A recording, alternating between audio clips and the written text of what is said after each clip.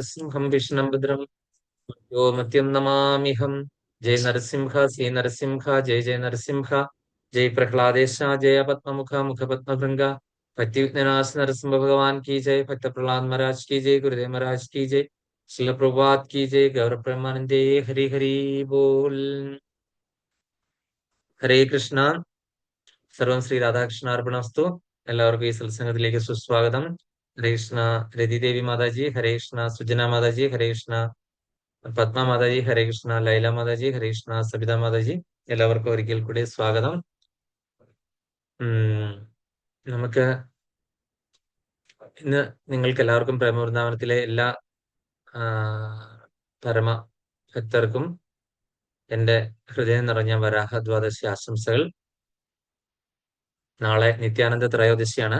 അപ്പൊ ഞാൻ മുൻകൂട്ടി നിത്യാനന്ദ ത്രയോദശി ആശംസകളുടെ നേരുകയാണ്. നാളെ വൈഷ്ണവർക്ക് ഇന്ന് നാളെ വലിയ ആഘോഷങ്ങളാണ്. വരാഹ ദ്വാദശിയും സെലിബ്രേറ്റ് ചെയ്യാറുണ്ട് നമ്മളെല്ലാവരും. അതുപോലെ തന്നെ നിത്യാനന്ദ ത്രയോദശി വളരെ ഗംഭീരമായിട്ട് തന്നെ നമ്മൾ കൊണ്ടാടാറുണ്ട്. അപ്പൊ ഞാൻ എന്തേലും ഒന്ന് രണ്ട് വാക്കുകൾ മാത്രം ചെറുതായിട്ട്, വളരെ ചെറുതായിട്ട് ഷോർട്ടായിട്ട് പറഞ്ഞിട്ട് ഞാൻ മുന്നോട്ട് പോകാം. കാര്യം നമുക്ക് ഭഗവത്ഗീതയുടെ ആ ഒരു ഇതിലേക്ക് വരുന്നതിന് മുൻപ് നമ്മൾ ഇന്നൊരു വിശേഷ ദിവസമായ കാരണം അതിനെപ്പറ്റി നമ്മൾ ഒരുപാട് തവണ കേട്ടിട്ടുള്ളതാണ്, നിങ്ങൾക്ക് എല്ലാവർക്കും അറിയാവുന്നതാണ്.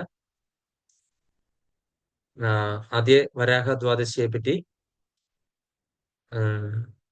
വരാഹ ദ്വാദശി എന്ന് പറയും, വരാഹം എന്ന് പറഞ്ഞു കഴിഞ്ഞാൽ പന്നിയാണല്ലോ അല്ലെ. അപ്പൊ നമ്മളിപ്പം ശ്രീമദ് ഭാഗവതത്തിൽ പഠിച്ചുകൊണ്ടിരിക്കുന്നത് ഭഗവാന്റെ, എനിക്ക് ഒന്ന് രണ്ടാമത്തെ അവതാരമായിട്ടാണോ, സവിതാ മാതാജിക്ക് ഓർമ്മയുണ്ടോ എന്ന് എനിക്ക് അറിയത്തില്ല, വരാഹാവതാരം പറയുന്നത്. നമ്മൾ ഈ പറയുന്ന മത്സ്യം കൂർമ്മ വരാഹ അങ്ങനത്തെ ആ ഒരു രീതിയിലല്ല പറയുന്നത്. നമ്മൾ 10-25 അവതാരങ്ങളോളം ഏകദേശം പറയുന്നുണ്ട്. അത് നമ്മൾ ഈ പറയുന്ന ഓർഡറിലല്ല പറയുന്നതെന്ന് മാത്രം മനസ്സിലാക്കിയിരിക്കുക. ആ ഓർഡറിലല്ല താനും ഭഗവാൻ അവതരിച്ചതും എന്ന് നമ്മൾ മനസ്സിലാക്കിയിരിക്കുക. ജയദേവ ഗോസ്വാമി അദ്ദേഹത്തിന്റെ അഷ്ടപതിയിൽ, അതുപോലെ തന്നെ ഗീതാ ഗോവിന്ദത്തിലും അങ്ങനെയൊക്കെയുള്ള പിന്നെ ദശാവതാര സ്തോത്രത്തിലും ഒക്കെ പ്രളയ വയോധി ജല്ലേ എന്ന് പറഞ്ഞിട്ടുള്ള, പിന്നെ സൂകര രൂപേ ജയ ജഗദീശകരെ, സൂകരമായിട്ടാണ് ഭഗവാൻ അവതരിച്ചത്. അപ്പൊ അദ്ദേഹം പറഞ്ഞിട്ടുള്ള ആ ഓർഡറിൽ നമ്മൾ ഇന്ത്യ മുഴുവനും പറയുന്നതെന്നല്ലാതെ ഭഗവാൻ ഒരിക്കലും ഈ ഓർഡറിലല്ല അവതരിച്ചിരിക്കുന്നതെന്നും നമ്മൾ മനസ്സിലാക്കുക. അതുപോലെ ഭഗവാൻ ഈ 24 അല്ലെങ്കിൽ 25 അവതാരങ്ങളോ അല്ലെങ്കിൽ 10 അവതാരങ്ങളോ അല്ല, ഭഗവാൻ അസംഖ്യം അവതാരങ്ങൾ എടുത്തിട്ടുണ്ട്. നമുക്ക് ജ്ഞാനത്തിനും നമ്മുടെ ബുദ്ധിക്കൊന്നും മനസ്സിലാക്കാനായിട്ട് സാധിക്കാത്തത് കൊണ്ട് നമ്മൾ വളരെ കുറച്ച് മാത്രം, കുറച്ച് ഇതുപോലും തന്നെ നമുക്ക് ഉൾക്കൊള്ളാനായിട്ട് സാധിക്കുന്നില്ല. ഇപ്പം നമ്മൾ പിന്നെ ഒരു കാര്യം ശ്രദ്ധിക്കണം, ഞാൻ കഴിഞ്ഞ ദിവസം ഭാഗവതം ക്ലാസ്സിൽ പറഞ്ഞിരുന്നത് ഒന്നുകൂടെ റിപ്പീറ്റ് ചെയ്യാം. നമ്മൾ ഭഗവാൻ ഒരു പന്നി എന്ന് പറയുന്നത് വളരെ മോശമായിട്ടൊരു ജീവിയായിട്ട്, നികൃഷ്ടമായിട്ടുള്ള ജീവിയായിട്ടാണ് നമ്മളെല്ലാം കാണുന്നത് അല്ലെ. കാര്യം അത് താമസിക്കുന്ന സ്ഥലം മലിനമാണ്, അങ്ങനെയൊക്കെയാണ്. പക്ഷെ ഇത് വൈൽഡ് ബോർ ആണ്. അതായത് നമ്മൾ ഈ കാട്ടുപന്നികളൊക്കെ പറയില്ല, അത് വളരെ സസ്യാഹാരം മാത്രം ഭക്ഷിക്കുന്ന ആ ഒരു പന്നിയാണ്. ഞാൻ ഈ കഴിഞ്ഞ ദിവസം ആണ് ഈ ഒരു ഗുരുവായൂർ മേൽശാന്തിയുടെ ഒരു അഭിമുഖം ഇങ്ങനെ എപ്പോഴോ ഇങ്ങനെ ഫേസ്ബുക്കിൽ ഇങ്ങനെ റീൽ ഇങ്ങനെ മാറ്റുന്ന നേരത്ത് കണ്ടത്. അപ്പൊ അതിനകത്ത് പറഞ്ഞു, ഗുരുവായൂരപ്പനെ ഈ നിർമാല്യം കഴിഞ്ഞ് തുടയ്ക്കാനായിട്ട് ബ്രഷ്, അത് അഞ്ജനശില ആയതുകൊണ്ട് പന്നിയുടെ രോമം കൊണ്ട് ഉണ്ടാക്കിയ ഒരു ബ്രഷും കൊണ്ടാണ് തുടയ്ക്കുന്നത്. അപ്പം മാതാജിക്ക് അറിയാൻ വരുന്നത് അറിയായിരുന്നു, അറിയാൻ കേട്ടിട്ടുണ്ട്, വരുന്നല്ലേ. കേട്ടിട്ടുണ്ടല്ലോ. എനിക്ക് കേട്ടിട്ട് വിശ്വസിക്കാൻ പറ്റുന്നില്ല. കാര്യം എന്തുകൊണ്ടാണ്, നമ്മൾ വിചാരിക്കുന്നു പന്നി ഏറ്റവും നികൃഷ്ടമായ ജീവിയാണ് എന്ന് നമ്മളുടെ മനസ്സിൽ ഇങ്ങനെ അന്തർലീനമായിട്ട് ഇരിക്കുകയാണ്. അതുകൊണ്ടാണ് അല്ലെ. അപ്പൊ ഇത് കേട്ടപ്പോഴും ഞാൻ ഇതുപോലെ തന്നെ, ഞാനിങ്ങനെ ക്ലാസ് ഒക്കെ കഴിഞ്ഞ ദിവസം ഭാഗവതം ക്ലാസ്സിൽ എടുത്തതാണ്. അത് കഴിഞ്ഞിട്ട് വീണ്ടും ഞാൻ ഇത് കേട്ട് കഴിഞ്ഞപ്പോൾ ഞാനും ഇങ്ങനെ, അയ്യോ ഇങ്ങനെയാണോ, അയ്യേ എന്നൊക്കെ പറഞ്ഞ് ആ ഒരു രീതിയിലാണ് നമ്മൾ വിചാരിക്കുന്നത്. പക്ഷെ ഒരിക്കലും നമ്മൾ ഭഗവാന്റെ സൃഷ്ടിയിലുള്ള ഒന്നും തന്നെ നികൃഷ്ടമായിട്ടില്ല. ഈവൻ ഒരു കൃമിയാണെങ്കിലും കീടമാണെങ്കിലും അതുപോലെ തന്നെ എല്ലാ വസ്തുക്കളും ഭഗവാന്റെ സൃഷ്ടിയിലുള്ളത്. കാര്യം ഭഗവാന്റെ ചൈതന്യം കൂടിയിരിക്കുന്ന ഒരു സംഭവവും നികൃഷ്ടമല്ല. കാര്യം ആ ഓരോ ജീവിയും ആ ഒരു അവസ്ഥയിൽ ആ ഒരു ഉടുപ്പിടാനായിട്ട് കാരണം ആ അവരുടെ കർമ്മഫലങ്ങൾ കൊണ്ടാണ്. അതിന്റെ ഉള്ളിലിരിക്കുന്നത് ആരുടെ അംശമാണ്? ഭഗവാന്റെ അംശം. കൂടാതെ ഭഗവാന്റെ പരമാത്മ സ്വരൂപത്തിൽ കൂടെ ഇരിപ്പുണ്ട്. അതുകൊണ്ട് ഏതൊരു നമുക്ക് ജീവിയാണെങ്കിലും അഷ്ട അഷ്ട പിന്നെ ഇതിട്ടാണ് നമ്മുടെ വിഗ്രഹം ഉറപ്പിക്കുക. അത് പന്നി കുത്തിയ മണ്ണാണ് ഒന്ന്.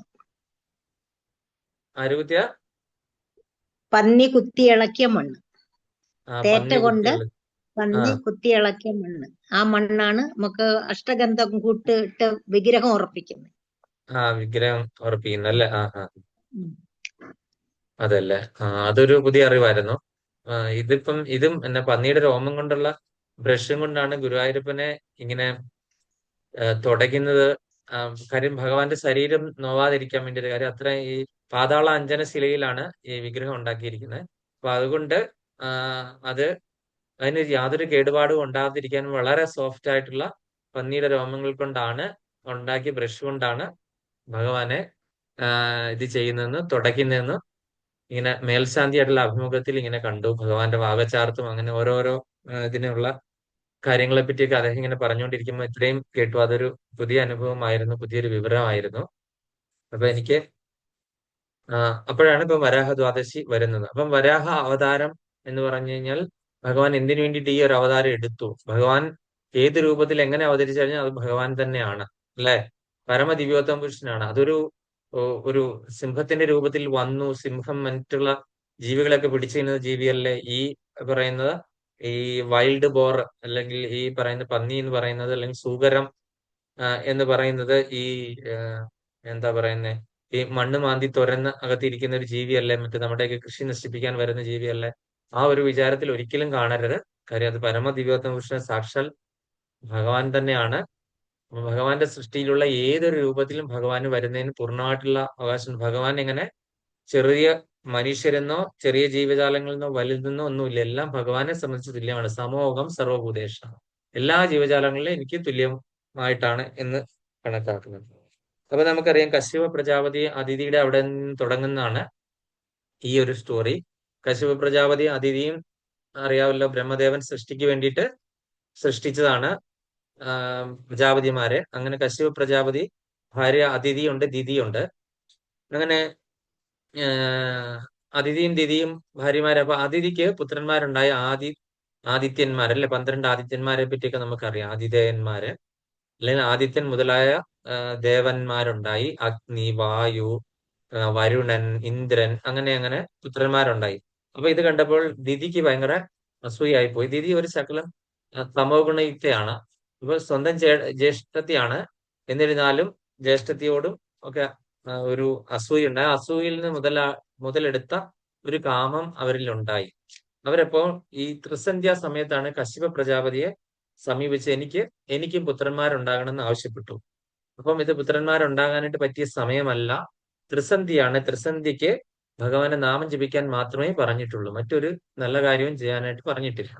അതായത് ഭക്ഷണം കഴിക്കാൻ പറ്റുമോ, കിടന്നുറങ്ങാനായിട്ട് സാധിക്കുമോ? കിടന്നുറങ്ങി കഴിഞ്ഞാൽ എന്താണ് ത്രിസന്ധിക്ക്? അവിടെ ഭൂതപ്രേത പിശാചുകൾ കയറി വസിക്കും. അങ്ങനെയുള്ള വീട്ടിൽ മൂദേവി പിള്ളയാടും. ത്രിസന്ധിക്ക് വിളക്ക് കത്തിക്കാതെയും നാമം ജപിക്കാതെയും മൊബൈലിൽ നോക്കി ടിവിയും കണ്ട് കിടന്ന് മലന്ന് കിടന്ന് ഉറങ്ങുന്ന സ്ഥലങ്ങളിൽ എന്താണ് മൂദേവി നല്ല രീതിയിൽ കളിവിളയാടി ഓടി നടക്കും അല്ലേ? ഒരു സമാധാനവും സൗകര്യവും ഒന്നും കാണത്തില്ല അങ്ങനെയുള്ള വീടുകളിൽ അല്ലേ? അപ്പൊ അതാണ് നമുക്ക് കാണാനായിട്ട് സാധിക്കുന്നത്. അപ്പൊ ഒരിക്കലും ത്രിസന്ധിക്ക് നമ്മൾ എന്താണ് വിളക്ക് കത്തിക്കാതെ ഇരിക്കരുത്, കയറി മലന്ന് കിടക്കരുത്, ഭക്ഷണം കഴിക്കരുത്, അതുപോലെ തന്നെ ടി വി കാണരുത്. ആകെപ്പാടെ നമുക്ക് ചെയ്യാൻ പറ്റുന്ന ഒരേ ഒരു കാര്യം വിളക്ക് കത്തിക്കുമ്പോൾ തന്നെ ആ ത്രിസന്ധിയുടെ ദോഷങ്ങൾ ഒരുപാട് ഇരിഞ്ഞമറിയും അല്ലേ? പിന്നെ നമ്മള് നാമജപം മാത്രമാണ് പറഞ്ഞിരിക്കുന്നത്.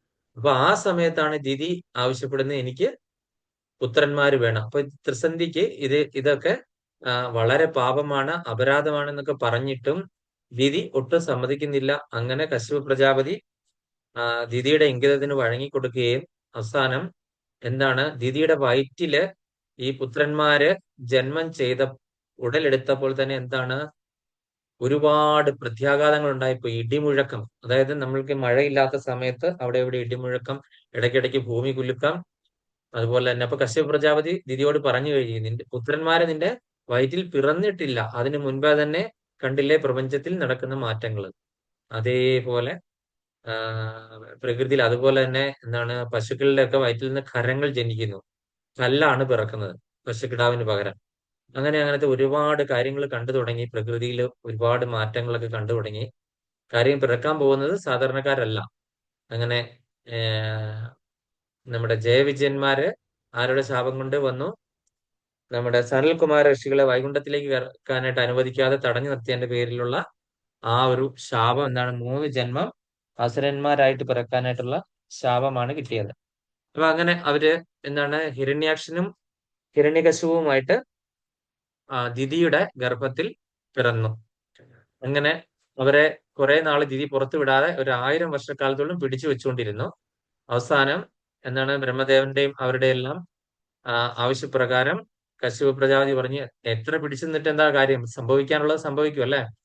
അങ്ങനെ ദിതി പ്രസവിക്കുകയായിരുന്നു. അങ്ങനെ പ്രസവിച്ചു കഴിഞ്ഞ് ഇവര് എന്താണ്, നമ്മുടെ ഹിരണ്യ അനുജനായ ഹിരണ്യാക്ഷൻ തപസ്സിന് പോയി എന്ത് ചെയ്തു, നമ്മുടെ ബ്രഹ്മദേവനെ പ്രത്യക്ഷപ്പെട്ടു, അതുല്യമായ വരങ്ങള് ഒക്കെ വാങ്ങിച്ചു. അങ്ങനെ ഭയങ്കര ശക്തിമാനാകാനുള്ള വരങ്ങൾ വാങ്ങിച്ചു.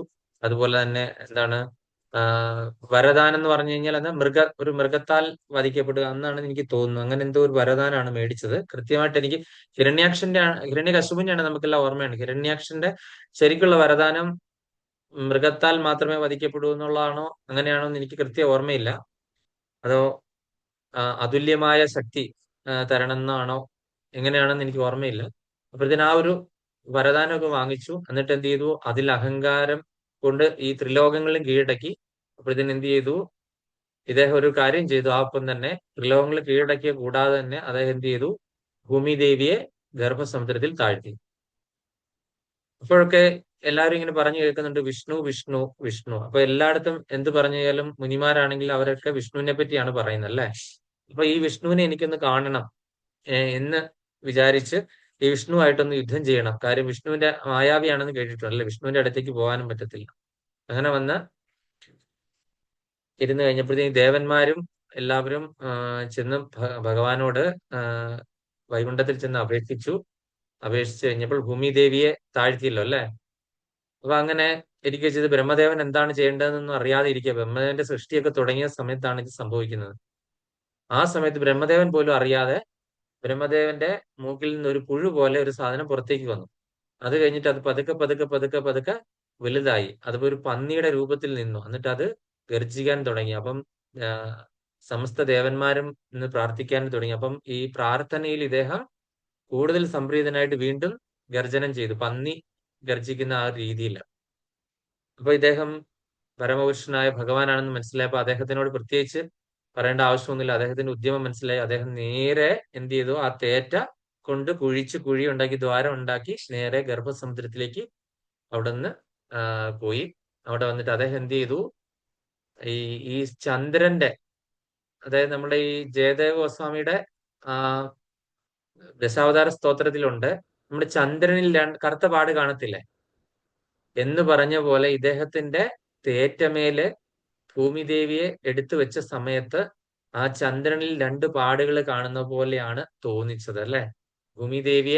ഭൂമിദേവി ഇത്രയേ ഉള്ളൂ അല്ലെ. നമ്മൾ ഈ ഭൂമിയുടെ ഒരു സ്ഥലത്ത് നിന്ന് മറ്റൊരു സ്ഥലത്തേക്ക് പോകാനായിട്ട് നമുക്ക് പറ്റാത്ത ആ ഭൂമിദേവിയെ ഭഗവാൻ അദ്ദേഹത്തിന് തേറ്റമേൽ എടുത്തു വെച്ച് കഴിഞ്ഞപ്പോൾ ചന്ദ്രന്റെ ശരീരത്തുള്ള 2 കലകൾ പോലെയാണ് തോന്നിച്ചത് അല്ലെ. അപ്പൊ അങ്ങനെ ഭൂമിദേവിയെ എടുത്ത് അവിടെ മാറ്റി വെച്ചു, അല്ലെങ്കിൽ ഭൂമിദേവിയെ ഉയർത്തി. അതിനുശേഷം ഇദ്ദേഹത്തിനെ യുദ്ധത്തിന് വിളിച്ചു, ഈ ഹിരണ്യാക്ഷനെ യുദ്ധത്തിന് വിളിച്ചു. അങ്ങനെ അതിഗംഭീരമായ യുദ്ധം നടത്തി ഭഗവാൻ എന്ത് ചെയ്തു, തേറ്റ കൊണ്ട് കുത്തി അദ്ദേഹത്തിന്റെ കഥ കഴിച്ചു. അങ്ങനെയാണല്ലോ പിന്നീട് ഹിരണ്യകശിപു വീണ്ടും ബ്രഹ്മദേവനെ തപസ് ചെയ്യാൻ പോകുന്നതും അങ്ങനെ അങ്ങനെ ഒരുപാട് വരങ്ങളൊക്കെ വാങ്ങിച്ചതും നരസിംഹാവതാരം എടുത്തൊക്കെ നമ്മൾ കണ്ടു. അപ്പൊ അങ്ങനെ ഈ വരാഹ അവതാരം ഈ വരാഹ ഭൂമിദേവി അവതാരം നമ്മള് കണ്ടിട്ടുണ്ടല്ലോ. ഇവിടെ പന്നിയൂർ എന്ന് പറഞ്ഞ സ്ഥലത്തുണ്ടല്ലോ പ്രതിഷ്ഠ അല്ലെ, കുമ്പിടി എന്ന് പറഞ്ഞ സ്ഥലത്ത്, പാലക്കാട് അല്ലെ. ഈ ഭൂമി പൂജയ്ക്കും ഒക്കെ വാസ്തുദോഷം ഉണ്ടെങ്കിൽ അത് പരിഹരിക്കാനും കച്ചവടം നടക്കാനും അല്ലാതെയൊക്കെ ചൊല്ലുന്ന ഒരു സ്ഥലമാണ് ഈ പറയുന്ന മലപ്പുറം പാലക്കാട് ജില്ലയിലുള്ള കുമ്പിടി എന്ന് പറഞ്ഞ സ്ഥലം. നമ്മുടെ ഗ്രൂപ്പിലെ ഏതൊക്കെ മാതാജിമാര് പോയിട്ട് എനിക്ക് മെസ്സേജ് ഇട്ടായിരുന്നു, അവിടെ പോയി എന്നൊക്കെ പറഞ്ഞ്. ഞാൻ നേരത്തെ അത് പറഞ്ഞിരുന്നു. അപ്പൊ അതൊരു വളരെ പുരാതനപ്പെട്ട ക്ഷേത്രമാണ്. അത് വരാഹ ഭൂമിദേവി ക്ഷേത്രമാണത്. അപ്പൊ ഭൂമിദേവിയെ ഉയർത്തുന്ന ആ ഒരു ഇതിലാണ്. വളരെ കുറച്ച് ക്ഷേത്രങ്ങൾ മാത്രമേ അങ്ങനെയുള്ളൂ. ആദ്യത്തെ വരാഹ ക്ഷേത്രം. ദേവനും ഭൂമിദേവിയുമായിട്ടുള്ളൂ. അധിക ക്ഷേത്രങ്ങളൊന്നുമില്ല. വരാഹ പ്രതിഷ്ഠയുള്ള ക്ഷേത്രങ്ങളുണ്ട്, പക്ഷെ ആ വരാഹ രൂപത്തിലായിരിക്കത്തില്ല. കാര്യം ഭഗവാന്റെ തന്നെ ചതുർബാഹു നാരായണനായിട്ട് തന്നെ ഇരിക്കും, പക്ഷെ വരാഹ സങ്കല്പത്തിലായിരിക്കും അവിടെ പൂജ നടക്കുന്നത്. പക്ഷെ ഇവിടെ വരാഹ ദേവനും ഭൂമിദേവിയും കൂടെ കൂടിയുള്ള പ്രതിഷ്ഠയാണ്. അപ്പൊ അങ്ങനെ എന്താ പറയുന്നത്, അപ്പൊ അങ്ങനെ ഈ നമ്മള് ഈ വരാഹദേവൻ ഭൂമിദേവി ഉയർത്തി അങ്ങനെ നമ്മള് പുടവയൊക്കെ കൊടുക്കുന്ന മാതിരി ഒരു സ്ത്രീയെ കൈപിടിച്ച് ഉയർത്തി കഴിഞ്ഞാൽ പിന്നെ അവരാരാണ്? അവര് ഭാര്യയായി അല്ലേ? അപ്പൊ അങ്ങനെ ഭൂമിദേവി വരാഹ ഭഗവാന്റെ ഭാര്യയായി. അങ്ങനെ അവർക്കൊരു ആ, പുത്രൻ പിറന്നു. ആ പുത്രന്റെ പേര് നരകൻ എന്നാണ്. അസുരനുമായിട്ടുള്ള അസോസിയേഷൻ കാരണം ഭൂമിദേവിക്ക്, അല്ലെ? ഭൂമിദേവി അസുരൻ ഇങ്ങനെ താഴ്ത്തി വെച്ചിരിക്കുകയായിരുന്നല്ലോ, അല്ലെ? അങ്ങനെ അസുരനുമായിട്ടുള്ള അസോസിയേഷൻ മുഖാന്തരം ഭഗവാന്റെ പുത്രനായിട്ടോട് കൂടി ഒരു അസുരനായിട്ട് മാറി. നരകൻ നരകാസുരനായി മാറി. അങ്ങനെ നരകൻ ഭഗവാന്റെ അടുക്കൽ നിന്നൊരു വരദാനം മേടിച്ചു. എന്താണ്? അങ്ങയുടെ കൈകൾ കൊണ്ട് തന്നെ ആയിരിക്കണം. അത് സ്വന്തം അമ്മ പറഞ്ഞിട്ട്, അതായത് ഭൂമിദേവി അനുമതി കൊടുത്തിട്ട്, സ്വന്തം അച്ഛൻ തന്നെ അല്ലാതെ എന്നെ ആർക്കും വധിക്കാനായിട്ട് സാധ്യമല്ല എന്നൊരു വരദാനം കൂടെ വാങ്ങിച്ചിട്ടാണ് നരകൻ പോയത്. അങ്ങനെ മുരനും ഒക്കെ ആയിട്ട് കൂട്ടുകൂടി വളരെ അധികം അത്യാചാരങ്ങളാണ്. ഒരു യുഗം കഴിഞ്ഞ് അടുത്ത യുഗത്തിലും ജീവിച്ചിരുന്നു. സത്യയുഗം കഴിഞ്ഞ് ത്രേതായുഗത്തിലും ദ്വാപരയുഗത്തിലും ഒക്കെ തന്നെ ഇദ്ദേഹം ജീവിച്ചിരുന്നു. അങ്ങനെ ദ്വാപരയുഗത്തില് ഭഗവാൻ ശ്രീകൃഷ്ണനായിട്ട് അവതാരം എടുത്ത സമയത്താണ് ഈ പറയുന്ന ഈ ഏകദേശം 16,000-ഓളം രാജകന്യകമാരെ എന്ത് ചെയ്തു? ഈ നരകാസുരൻ അപഹരിച്ചുകൊണ്ട് അദ്ദേഹത്തിന്റെ തടവറയിലാക്കിയിരുന്നു. അപ്പം ഒരുപാട് ഈ പറയുന്ന ഈ സ്ത്രീകളുടെയൊക്കെ രോദനം കേട്ട് ഭഗവാൻ അവസാനം യുദ്ധം ചെയ്യാനായിട്ട് പോകാൻ ഒരുങ്ങി. അപ്പൊ ഭഗവാന്റെ കൂടെ എന്ത് ചെയ്തു? എവിടെ പോണെങ്കിലും കൂടെ ചാടി ഇറങ്ങുന്ന ആരാണ്? സത്യഭാമ. ഇപ്പൊ ഭഗവാന്റെ രണ്ടാമത്തെ പത്നിയായ സത്യഭാമയാണ് ചാടി ഇറങ്ങുന്നത്. സത്യഭാമ മറ്റാരും തന്നെയല്ല, ഭൂമിദേവിയാണ്. രുക്മിണി ദേവി, ലക്ഷ്മി ദേവിയും സത്യഭാമ ഭൂമിദേവിയുമാണ്. അങ്ങനെ സത്യഭാമ കൂടെ ഇറങ്ങി, ഞാനും കൂടെ പോരുന്നു. ഭഗവാൻ അത് പറയാനായിട്ട് നോക്കിയിരിക്കുകയാണ്. അങ്ങനെ അവിടെ ചെന്ന് നരകാസുരനുമായിട്ട് യുദ്ധം തുടങ്ങി. അപ്പം ഭഗവാൻ അവിടെ കുറച്ച് അഭിനയമൊക്കെ അഭിനയിച്ചു. ഭഗവാൻ അല്ലെങ്കിലും കള്ളത്തരമൊക്കെ കുറച്ച് കൂടുതലുള്ള ആളായതുകൊണ്ട് അവിടെ തോറ്റു കൊടുക്കുന്ന പോലെയൊക്കെ ഭാവിച്ചു. കഴിഞ്ഞപ്പോഴത്തേനും സത്യഭാമയ്ക്ക് സഹിക്കാൻ പറ്റിയില്ല. സത്യഭാമ പറഞ്ഞു, അവനെ ഈ നിമിഷം വധിക്കൂ എന്നൊക്കെ പറഞ്ഞ ആയുധമൊക്കെ സത്യഭാമ എടുത്തു കൊടുക്കുകയും സഹായിക്കുകയൊക്കെ ചെയ്യുന്നു. അങ്ങനെ സത്യഭാമ സ്വന്തം മകനെ തന്നെയാണ്.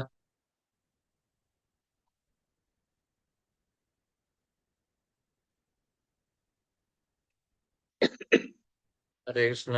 ഇവിടെ സിഗ്നൽ ഭയങ്കര വീക്കാണ് കേട്ടോ. ഉം. അപ്പൊ അങ്ങനെ സത്യഭാമയുടെ ആജ്ഞപ്രകാരം ഭഗവാൻ എന്ത് ചെയ്തു? സ്വന്തം പുത്രനായ നരകാസുരനെ വധിക്കുന്നു. അതിനുശേഷമാണ് ഭഗവാൻ ഈ കാര്യങ്ങളൊക്കെ പറഞ്ഞു കേൾപ്പിക്കുന്നത്. അപ്പൊ സത്യഭാമയ്ക്ക് വളരെയധികം വിഷമം തോന്നും. അങ്ങനെയാണല്ലോ ദീപാവലി ആഘോഷം. ഭഗവാനും അതുപോലെ ഈ 16,000 രാജകന്യകമാരുമായിട്ട് തിരിച്ചു പോരുന്ന സമയത്താണ് ദ്വാരകാവാസികൾക്ക് സ്വീകരിക്കുന്ന ആ ഒരു ചടങ്ങാണ് ദീപാവലിയായിട്ട് ആഘോഷിക്കുന്നത്. ദീപാവലിയുടെ അന്നാണ് ഇത് നടന്നത്. പിന്നെ ആ ഒപ്പം തന്നെ ഭഗവാൻ ആ ഒരു സ്ത്രീകൾ പറഞ്ഞു, ഇനി ഞങ്ങള് കൊട്ടാരത്തിലേക്ക് ചെന്ന് കഴിഞ്ഞാൽ, ഞങ്ങളുടെ വീട്ടിലേക്ക് ചെന്ന് കഴിഞ്ഞാൽ നരകാസുരൻ തടവറയിൽ കഴിഞ്ഞത് കൊണ്ട് ആരും സ്വീകരിക്കില്ല. ഞങ്ങൾ ആത്മഹത്യ അല്ലാതെ മറ്റൊരു മാർഗ്ഗം ഇല്ല. കാര്യം മറ്റൊരാളുടെ തടവറയിൽ കഴിഞ്ഞ സ്ത്രീകളെ എന്താണ് പാതിവ്രത ശുദ്ധിയില്ലാത്ത സ്ത്രീകളായിട്ട് കണക്കാക്കി മറ്റുള്ളവരെല്ലാരും പുല്ലടകൾ എന്ന് വിളിച്ചിട്ട് അപമാനിക്കും.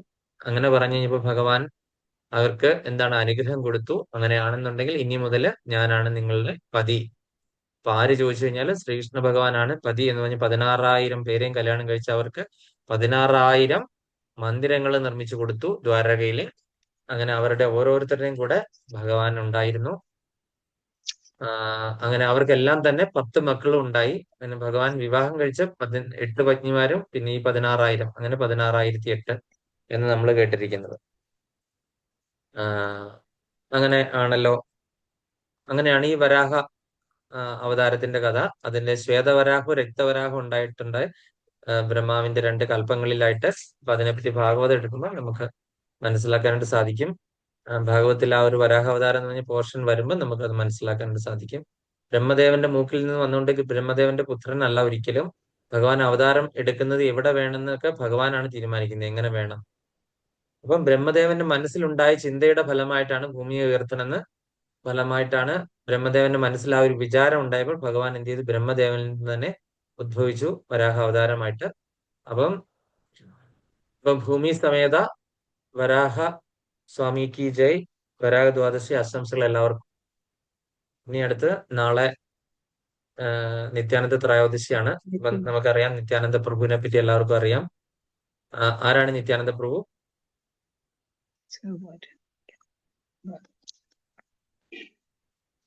ബലരാമസ്വാമി അല്ല? ആരാണ്? ബലരാമ ബലരാമസ്വാമി തന്നെയാണ് അല്ലെ? അപ്പൊ നമ്മള് പഞ്ചതത്വം പറയുന്ന ആരാണ് സംസാരിക്കുന്നത്? വലിയ മാതാജിയുടെ ബാക്ക്ഗ്രൗണ്ടിൽ നല്ല ശബ്ദമാണ് അല്ലെ? ഹരേ കൃഷ്ണ. ഓക്കെ, സാരമില്ല. ഇല്ല, കേക്കത്തില്ല. മാതാജി മ്യൂട്ടിലാണ്.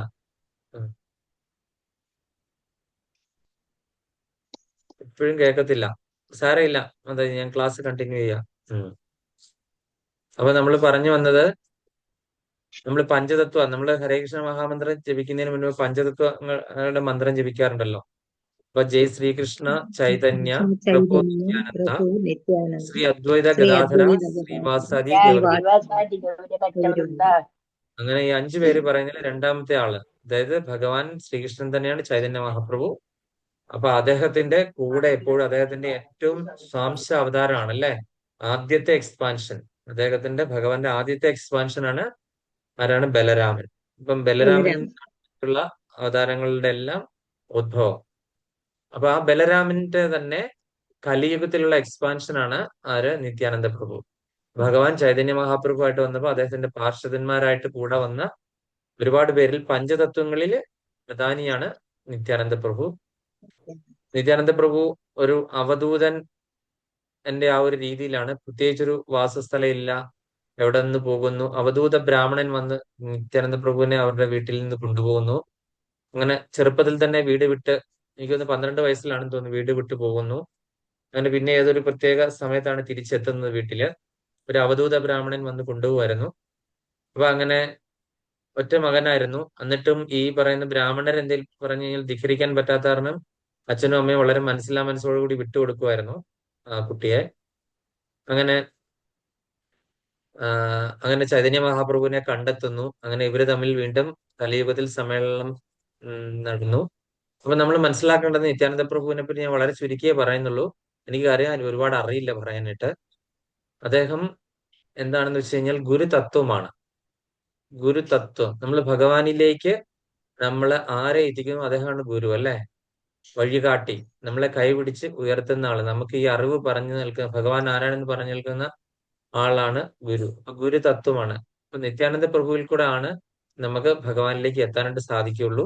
അദ്ദേഹമാണ് ഈ ഗുരുക്കന്മാരുടെ എല്ലാം തത്വമാണ്. മൊത്തം നമ്മൾ ഇപ്പം ജീവിച്ചിരിക്കുന്ന എല്ലാ ഗുരുക്കന്മാരുടെയും പ്രതിനിധിയാണ് നിത്യാനന്ദ പ്രഭു. നിത്യാനന്ദ പ്രഭുവിൽ കൂടെ ആണ് നമ്മൾ ഭഗവാനിലേക്ക് എത്തിച്ചേരുന്നതെന്ന് നമ്മൾ അറിഞ്ഞിരിക്കുക. അപ്പൊ അദ്ദേഹത്തിന്റെ കൃപ, മെർസി തീർച്ചയായിട്ടും ഉണ്ടാകണം. അപ്പൊ അതിനു വേണ്ടിയിട്ട് നിങ്ങൾ എല്ലാവരും എന്താണ്, നമുക്ക് ഒരു ഗുരുവിനെ കിട്ടണം, അല്ലെങ്കിൽ ജ്ഞാനം ഉണ്ടാകണം, നമുക്ക് അറിവുണ്ടാകണം, വിദ്യ ഉണ്ടാകണം, ഭഗവാനെ പറ്റി കൂടുതൽ മനസ്സിലാകണം എന്നൊക്കെയുള്ള ആഗ്രഹമുള്ളവരൊക്കെ നിത്യാനന്ദ പ്രഭുവിൽ ശരണം പ്രാപിക്കുക, അദ്ദേഹത്തിന്റെ പാദകമലങ്ങളിൽ ശരണം പ്രാപിക്കുക. തീർച്ചയായിട്ടും നമുക്ക് എന്താണ് നാമരുചിയും അതുപോലെ തന്നെ ഭഗവാനെ ലഭിക്കുകയും ചെയ്യും. അതിനുള്ള സാഹചര്യങ്ങളിൽ നല്ലൊരു ഗുരുവിനെ അടുക്കൽ നിത്യാനന്ദ പ്രഭു എത്തിച്ചിരിക്കും എന്നുള്ളത് ഉറപ്പാണ്. അപ്പൊ അങ്ങനെ നിത്യാനന്ദ പ്രഭുവും ചൈതന്യ മഹാപ്രഭുവായിട്ടുള്ള ഒരുപാട് ലീലകളൊക്കെ ഉണ്ട്. ചൈതന്യ ചരിതാമൃതം അല്ലെങ്കിൽ ചൈതന്യ ഭാഗവതം ഇതിലൊക്കെ അതിനെപ്പറ്റി പറഞ്ഞിട്ടുണ്ട്.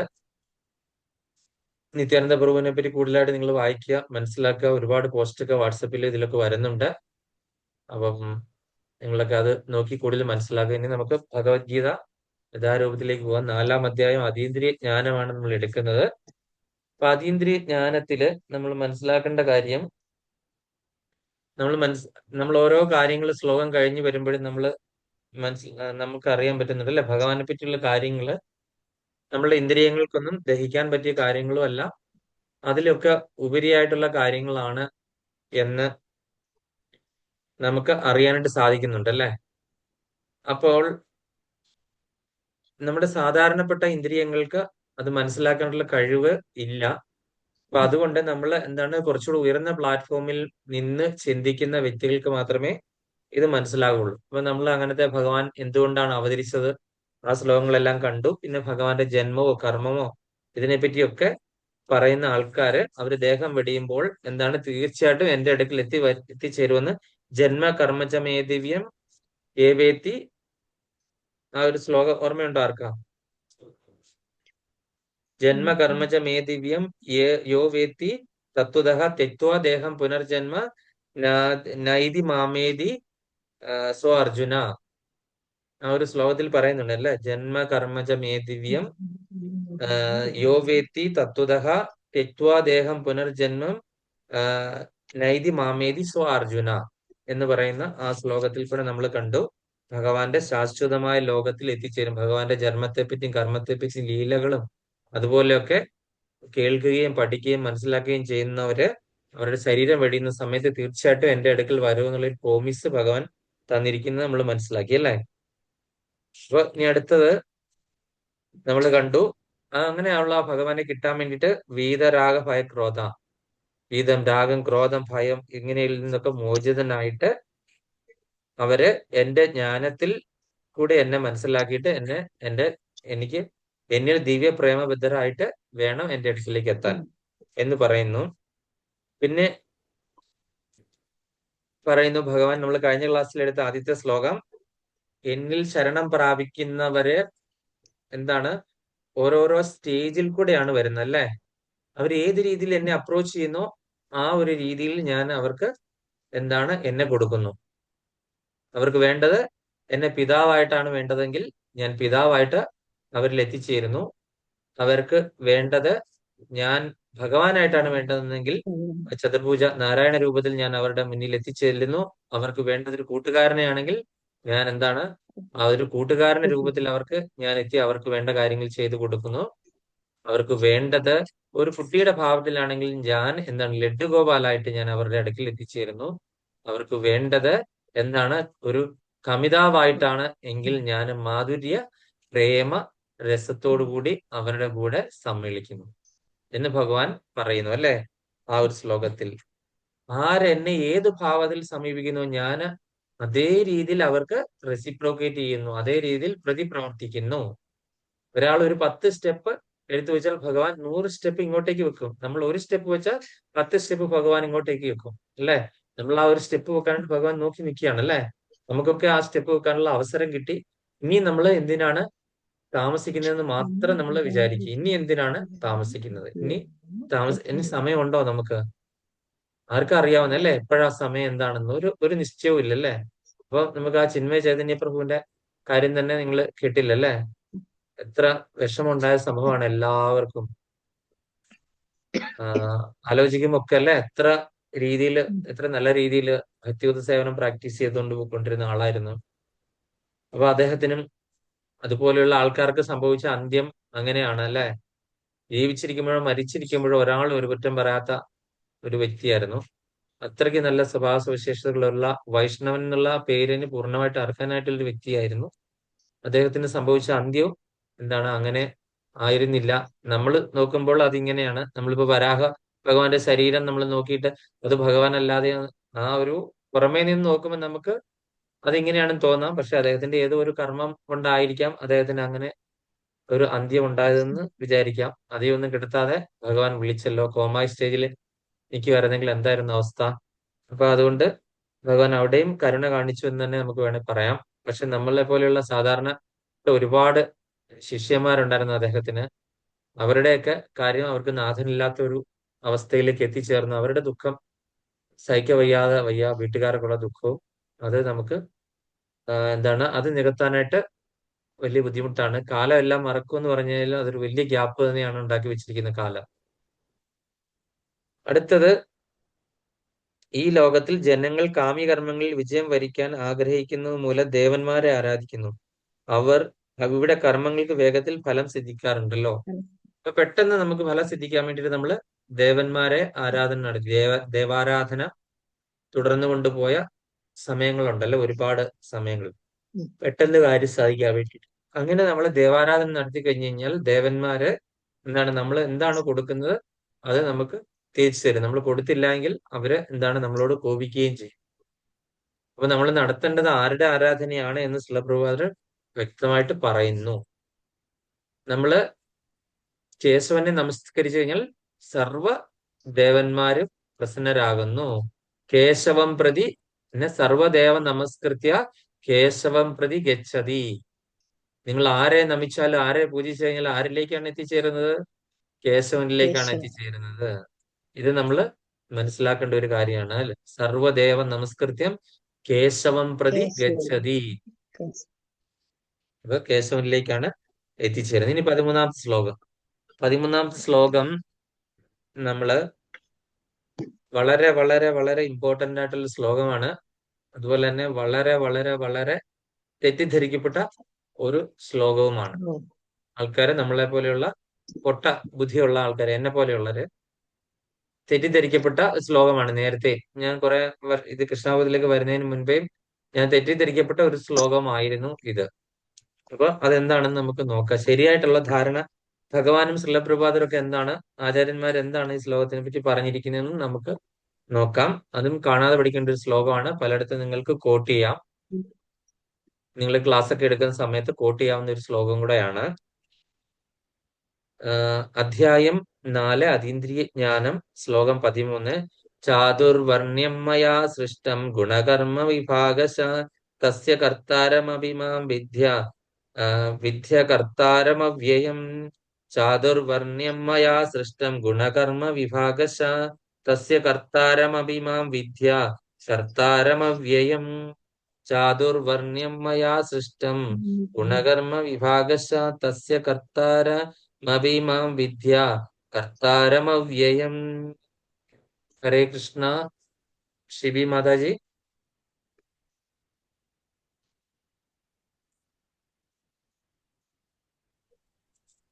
ഹരേ കൃഷ്ണ. അധ്യായം 4 ശ്ലോകം 13. ചാതുർവർണ്ണ്യം മയാ സൃഷ്ടം ഗുണകർമ്മ വിഭാഗശ തസ്യ കർത്താരമപി മാം വിദ്യ കർത്താരമവ്യയം. ഹരേ കൃഷ്ണ. ഹരേ കൃഷ്ണ മാതാജി. ഇപ്പം എവിടെയാ കാണാറില്ലല്ലോ ഇടയ്ക്കൊക്കെ? അത് ലാസ്റ്റ് 2 ക്ലാസ്സിലായിരുന്നു പ്രഭുജി. കഴിഞ്ഞ വെള്ളിയാഴ്ച കുട്ടികളുടെ സ്കൂൾ പ്രോഗ്രാം ആയിരുന്നു. 4:30 വിടുന്നു പറഞ്ഞതാ. അത് പിന്നെ അത് 7:30 ആയിപ്പോയി. അതിനു മുന്നേ എല്ലാം റെഡി ആയതായിരുന്നു. അപ്പൊ ആരോ വന്ന് പിന്നെ അങ്ങനെ ആയിപ്പോയി. അതെല്ലേ, മായ അല്ലേ? അതല്ലേ, കഴിഞ്ഞ ആഴ്ച എന്തായാലും ഇരിക്കാന്ന് വെച്ചാ. അപ്പൊ പരിപാടി എല്ലാം ലേറ്റ് ആയിപ്പോയി അവരത്. അങ്ങനെ ആയിപ്പോയതാ. ഹരേ കൃഷ്ണ. ഹരേ കൃഷ്ണ. രതിദേവി മാതാജി.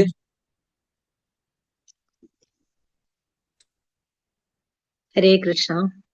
അധ്യായം 4 അതീന്ദ്രിയ ജ്ഞാനം, ശ്ലോകം 13. ചാതുർവർണ്ണ്യം മയാ സൃഷ്ടം ഗുണകർമ്മ വിഭാഗശ തസ്യ കർത്താരമപി മാം വിദ്യ കർത്താരമവ്യയം. ഹരേ കൃഷ്ണ. മല്ലിക മാതാജി.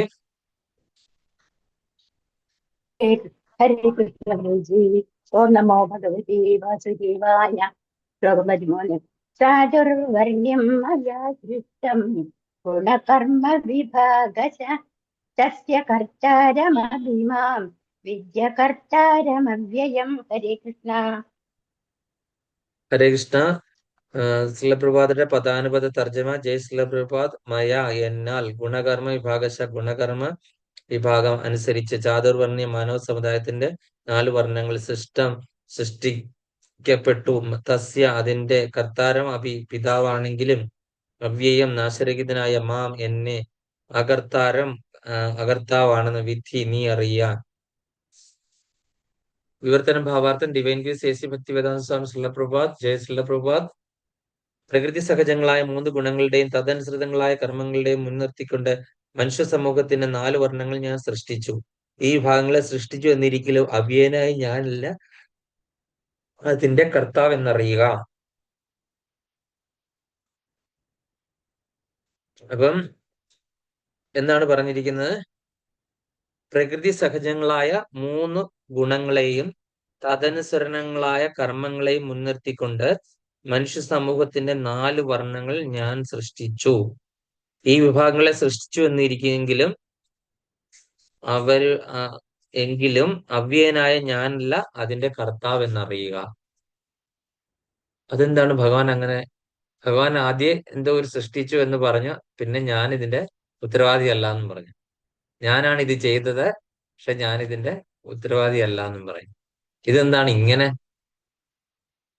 നമ്മളെല്ലാം അതാണ് ഒരാൾ പറയുന്നത്, ചെയ്ത മുജ്ജമ്മ കർമ്മ അല്ലെ, ഒരാൾ ചെയ്ത മുജ്ജമ്മ കർമ്മങ്ങൾക്ക് അനുസരിച്ചിട്ടാണ് ഈ ജന്മത്തിൽ കിട്ടുന്ന കർമ്മഫലങ്ങളൊക്കെ. ഭഗവാൻ അതിലൊന്നും യാതൊരു ഇതുമില്ല, ഇന്റർഫിയറൻസ് ഇല്ല. ഭഗവാൻ ഇത് കാണാൻ എന്റെ സർവം സാക്ഷിയായിട്ട് നിൽക്കുന്നതിനുള്ളൂ. അതനുസരിച്ച് അവർക്ക് യോഗം കൊടുക്കുന്നു, അത്രയേ ഉള്ളൂ. ഭഗവാൻ ഇതിൽ പങ്കുമില്ല.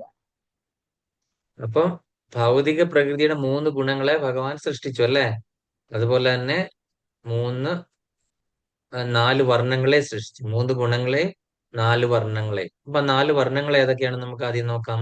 4 വർണ്ണങ്ങൾ ഏതൊക്കെയാണ്? ബ്രാഹ്മണർ, ക്ഷത്രിയർ, വൈശ്യർ, ശൂദ്രർ.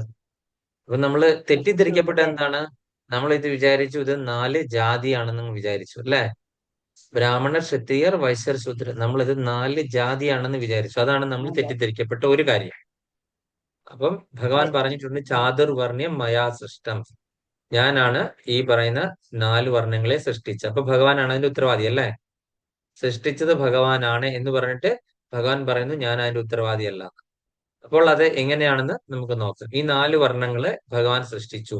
അപ്പൊ നമ്മള് തെറ്റിദ്ധരിക്കപ്പെട്ടത്, ഇപ്പോഴുള്ള രാഷ്ട്രീയക്കാരടക്കം പലരും പറയുന്ന എന്താണ്, ഭഗവാനാണ് ഈ ജാതി വ്യവസ്ഥ ഉണ്ടാക്കിയതെന്ന്. അയിത്തവും അതുപോലുള്ള ഈ ബ്രാഹ്മണന്മാർക്ക് ഹുങ്കു കൂടാനൊക്കെ കാരണം ഭഗവാനാണെന്നല്ലേ? ഭഗവാൻ അപ്പൊ ഏത് കുലത്തിലാ പിറന്നത്? യാദവ കുലത്തിലാണ് അല്ലെ? യാദവ കുലം ആരാണ്? ക്ഷത്രിയരുടെ കുലത്തിലാണ് ഭഗവാൻ പിറന്നത്. വസുദേവർ ക്ഷത്രിയനാണ് അല്ലെ? വസുദേവരുടെ പുത്രനായിട്ട് വാസുദേവനായിട്ടാണ് ഭഗവാൻ പിറന്നത്. പക്ഷെ ഭഗവാൻ വളർന്നത് ഏത് കുലത്തിലാണ്? വൈശ്യരുടെ കുലത്തിലാണ് അല്ലെ? വൈശ്യര് ആരാണ്? നന്ദഗോപരും യശോദയൊക്കെ വൈശ്യരായിരുന്നു. ഗോരക്ഷ, വാണിജ്യമൊക്കെ. ഞാൻ അതിലേക്ക് വരുന്നുണ്ട്, ആ ടോപ്പിക്കിലേക്ക്. അപ്പം ഭഗവാൻ ഈ 4 വിഭാഗങ്ങളെ സൃഷ്ടിച്ചു എന്ന് പറഞ്ഞു. അപ്പൊ ബ്രാഹ്മണർ, ഭഗവാൻ സൃഷ്ടിച്ചത് എങ്ങനെയാണ്, നമ്മൾ ഇപ്പോൾ കാണുന്നത് എങ്ങനെയാണെന്ന് നമുക്ക് നോക്കാം. ഭഗവാൻ സൃഷ്ടിച്ച 4 വിഭാഗങ്ങൾ. ആദ്യത്തെ വിഭാഗം ബ്രാഹ്മണർ. അപ്പം ബ്രാഹ്മണരെ സംബന്ധിച്ച് നമ്മൾ കാണുമ്പം എന്താണ്, നമ്മൾ ഇപ്പോഴത്തെ ബ്രാഹ്മണരല്ല ഉദ്ദേശിക്കുന്നത്. ഞാൻ ഇനി ബ്രാഹ്മണരെ പറ്റി എന്തെങ്കിലും പറഞ്ഞ ആരെങ്കിലും ബ്രാഹ്മണരുണ്ട് എന്നെ അടിക്കാൻ വരരുത്. എനിക്കിപ്പോഴും പേടിയാണ് പറയുമ്പോൾ. ഞാൻ അറിയാതെ ഒരു ക്ലാസ്സില്, ഇവിടുത്തെ ഒരു ഫിസിക്കൽ ക്ലാസ്സിൽ സബിതാ മാതാജിക്ക് അറിയാം, മാതാജി ഉണ്ടായിരുന്നെന്ന് തോന്നുന്നു. ഞാൻ അറിയാതെ എന്തോ ബ്രാഹ്മണർ പറഞ്ഞതിൽ ഒരു ബ്രാഹ്മണൻ അവിടെ ഇരിപ്പുണ്ടായിരുന്നു. എന്റെ നേരെ ശുഭിതനായി. അദ്ദേഹം പിന്നീട് ക്ലാസ്സിൽ വന്നിട്ടേ ഇല്ല. അപ്പൊ അതുകൊണ്ട് ആരെങ്കിലും ബ്രാഹ്മണർ ഇവിടെ ഉണ്ട്, ക്ഷമിക്കുക. എനിക്ക് ബ്രാഹ്മണരോട്, ആ ബ്രാഹ്മണർ എന്ന് പറഞ്ഞ ജാതിയോട്, ഇപ്പൊ ആ ഒരു ജാതിയുടെ പേരിലല്ലേ അറിയപ്പെടുന്നത്. അപ്പൊ അവരോട് എനിക്ക് യാതൊരു ഇതുമില്ല. എനിക്ക് പേഴ്സണലി ഒരു ഇതുമില്ല. അവരിപ്പോ അനുഭവിക്കുന്ന ബുദ്ധിമുട്ടുകൾ, യാതനകളൊക്കെ ഓർത്ത് എനിക്ക് വളരെയധികം കാര്യം നഷ്ടിക്ക് വകയില്ല പല വീടുകളിൽ. അദ്ദേഹം അതാണ് പറയുന്നത്. എന്നോട് എതിരിട്ട ആ വ്യക്തി പറഞ്ഞത്, നഷ്ടിക്ക് വകയില്ലാതിരിക്കുന്ന ബ്രാഹ്മണരെ ആരെങ്കിലും നിങ്ങൾ നോക്കുന്നുണ്ടോ, തിരിഞ്ഞു നോക്കുന്നുണ്ടോ? ആരെങ്കിലും 10 പൈസ കൊടുക്കുന്നുണ്ടോ? അവരെങ്ങനെയാ ജീവിക്കുന്നത്? അവരുടെ വീട്ടിൽ അരി പുകയുന്നുണ്ടോ ഇല്ലയോ എന്നൊക്കെ നിങ്ങൾ നോക്കുന്നുണ്ടോ? നിങ്ങൾ ബ്രാഹ്മണരെ കുറ്റം പറയാനായിട്ടാണ് ശ്രമിക്കുന്നത്. ഒരു തിരി പോലും തെളിക്കാനായിട്ട് ശേഷിയില്ലാത്ത എത്രയോ ക്ഷേത്രങ്ങളിൽ ബ്രാഹ്മണര് കഴിയുന്നു. അവര് ആ ഒരു ദൈവത്തിന് ഇങ്ങനെ ഇത് ചെയ്ത് പൂജകളൊക്കെ ചെയ്ത് നടക്കുന്നു.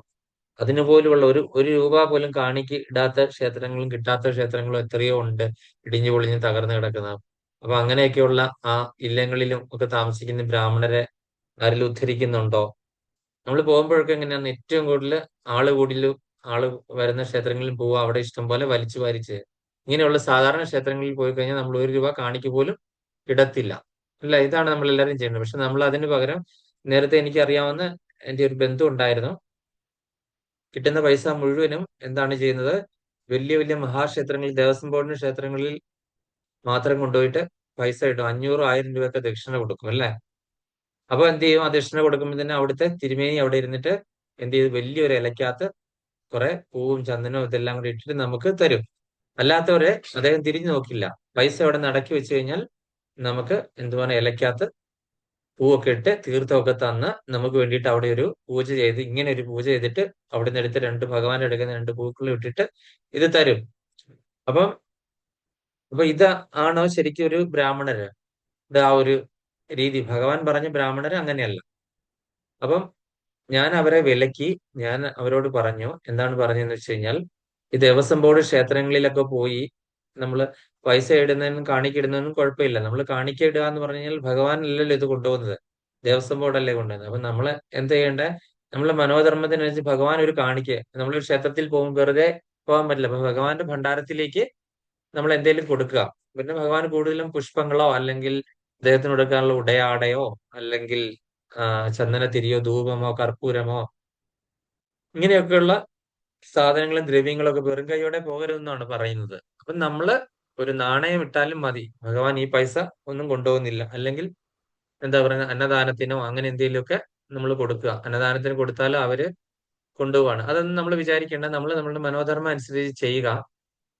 അപ്പം നമ്മൾ പറഞ്ഞു വന്നത്, ഈ പറയുന്ന ഈ ബ്രാഹ്മണർ എന്ന് പറയുന്നത് ഭഗവാൻ ഉദ്ദേശിച്ചത് എന്താണ്? വേദാധ്യയനം. രണ്ട് കാര്യങ്ങൾ: വേദാധ്യയനം, പിന്നെ എന്താണ്, ആത്മജ്ഞാനം ഒക്കെ പറഞ്ഞു കൊടുക്കുന്ന, ആ എല്ലാ വിഭാഗക്കാർക്കും പറഞ്ഞു കൊടുക്കുന്ന ആൾക്കാര്, അവരെയാണ് ബ്രാഹ്മണർ എന്ന് പറഞ്ഞത്. അതുകൊണ്ടാണ് ശ്രീല പ്രഭുപാദരുടെ പല വിവർത്തനങ്ങളിലും നമ്മൾ ഇനി അടുത്തൊരു ജന്മം ഉണ്ടെങ്കിൽ ഒരു ബ്രാഹ്മണരുടെ കുടുംബത്തിലെങ്കിലും ജനിക്കാനായിട്ട്. അപ്പൊ നമ്മൾ ഇപ്പൊ പറയുന്ന സോ കോൾഡ് ബ്രാഹ്മണരല്ല, കർമ്മ കർമ്മം കൊണ്ട് ബ്രാഹ്മണരായവരെയാണ് ബ്രാഹ്മണർ എന്ന് നമ്മൾ പറയുന്നത്. കൃഷ്ണാബോധത്തിലുള്ളവർ കർമ്മം കൊണ്ട് ബ്രാഹ്മണർ, അതായത് ബ്രഹ്മത്തെ അറിഞ്ഞവൻ ബ്രാഹ്മണൻ. ഭഗവാൻ ആരാണെന്ന് അറിഞ്ഞ വ്യക്തികളെയാണ് നമ്മൾ ബ്രാഹ്മണർ എന്ന് പറയുന്നത്. നമ്മൾ വ്യക്തമാക്കിക്കോണം. നമ്മൾ ഇപ്പൊ കാണുന്ന സോ കോൾഡ്, അതായത് ഒരു ഡോക്ടറുടെ മകൻ ഡോക്ടറായി കൂടണമെന്നില്ലല്ലോ.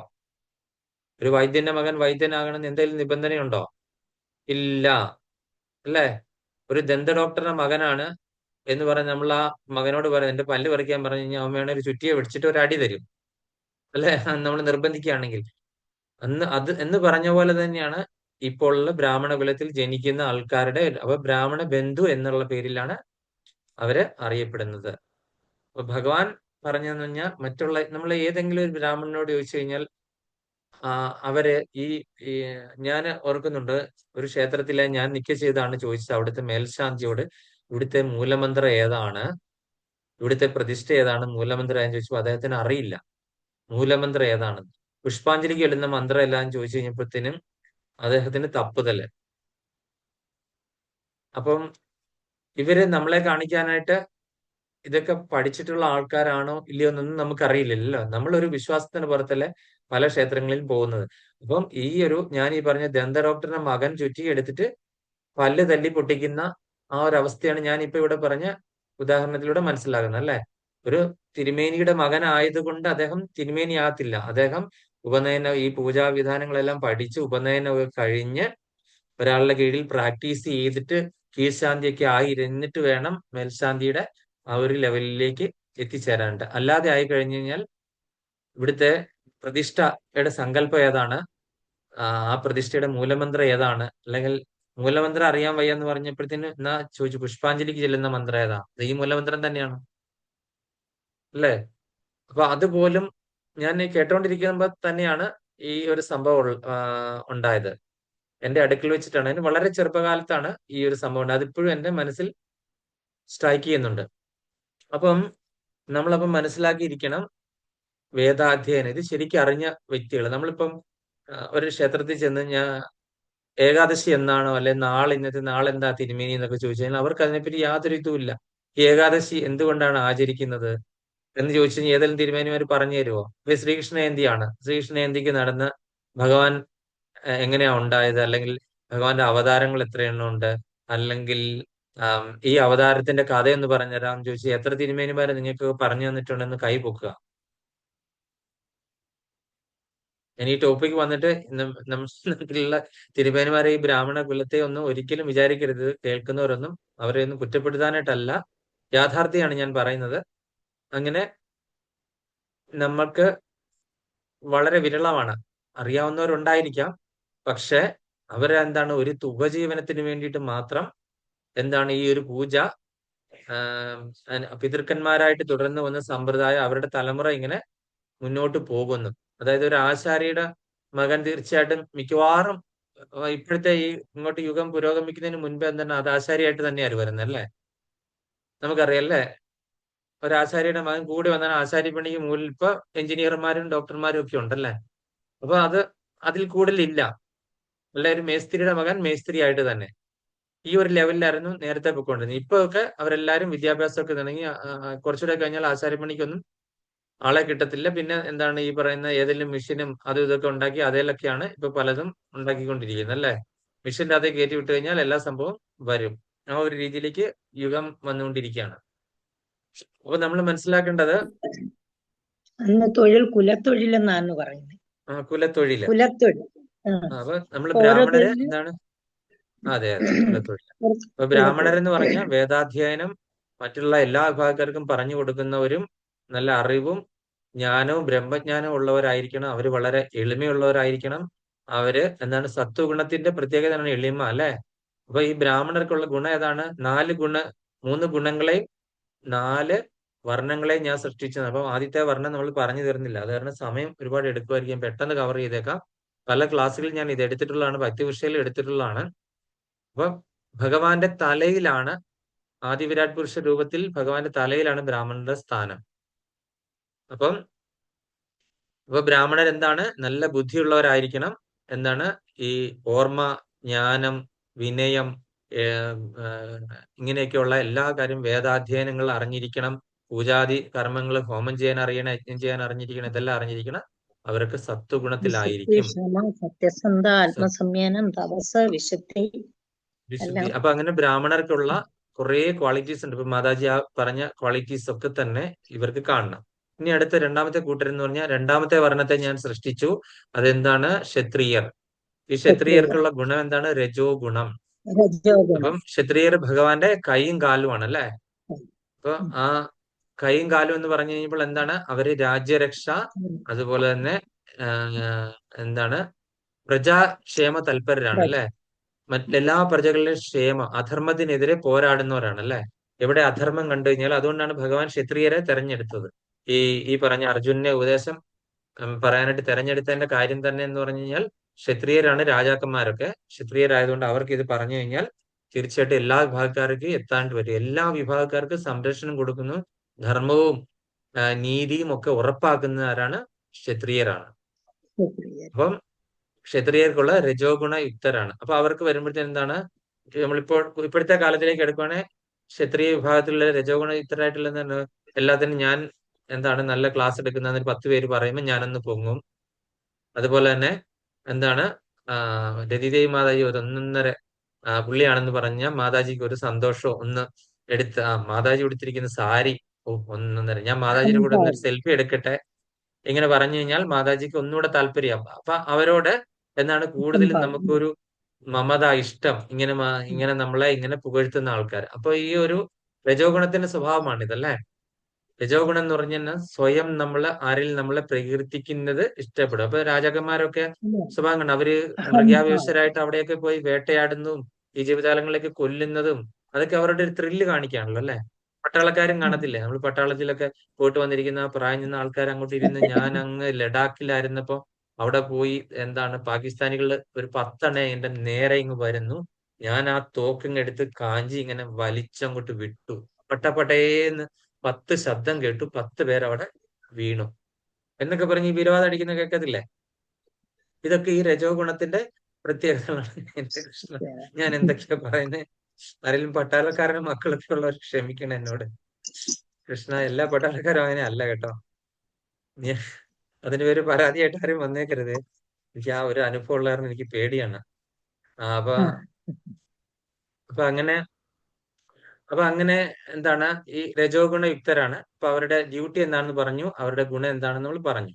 ഭഗവാന്റെ കൈകള് കാലുകള്, അതായത് കർമ്മ ആ, അവയവങ്ങളാണല്ലോ അല്ലെ, കർമ്മം നമ്മൾ ചെയ്യും. കർമ്മം ചെയ്യുന്ന അവയവങ്ങൾ. ഇനി അടുത്തത് എന്താണ്, നമ്മളുടെ അടുത്ത ഭാഗത്തേക്ക് എത്തി. വൈശ്യം. ഉദരം അല്ലെ, നമ്മള് വയറ് നിറയണ്ടേ. വയറ് നിറയേണ്ട എന്താണ്, വല്ലതും അധ്വാനിച്ച് ഉണ്ടാക്കണം അല്ലെ, കൃഷി ചെയ്യണം അല്ലെ. കൃഷി ചെയ്ത് വല്ലതും ഉണ്ടാക്കിയാലല്ലേ പറ്റുള്ളൂ. എന്നിട്ട് അത് വാണിജ്യം ചെയ്ത് കച്ചവടം ചെയ്ത് നമ്മളിലേക്ക് എത്തണം അല്ലെ. അപ്പം ഈ വ്യവസായികള്, വാണിജ്യം ചെയ്യുന്നവര്, കൃഷി ചെയ്യുന്നവർ, കൃഷി, ഗോരക്ഷ, വാണിജ്യം, ഇതൊക്കെയാണ് വൈശ്യം. ഈ പറയുന്ന വൈശ്യർ എന്ന് പറയുന്ന വിഭാഗക്കാർ ചെയ്യുന്നത്. എല്ലാ വിഭാഗക്കാർക്കും, അതായത് ബ്രാഹ്മണനോ ക്ഷത്രിയർന്നോ അവർക്കൊന്നും, എല്ലാ വിഭാഗക്കാർക്കും ഉള്ള ഇവരാണ് ചെയ്യുന്നത്.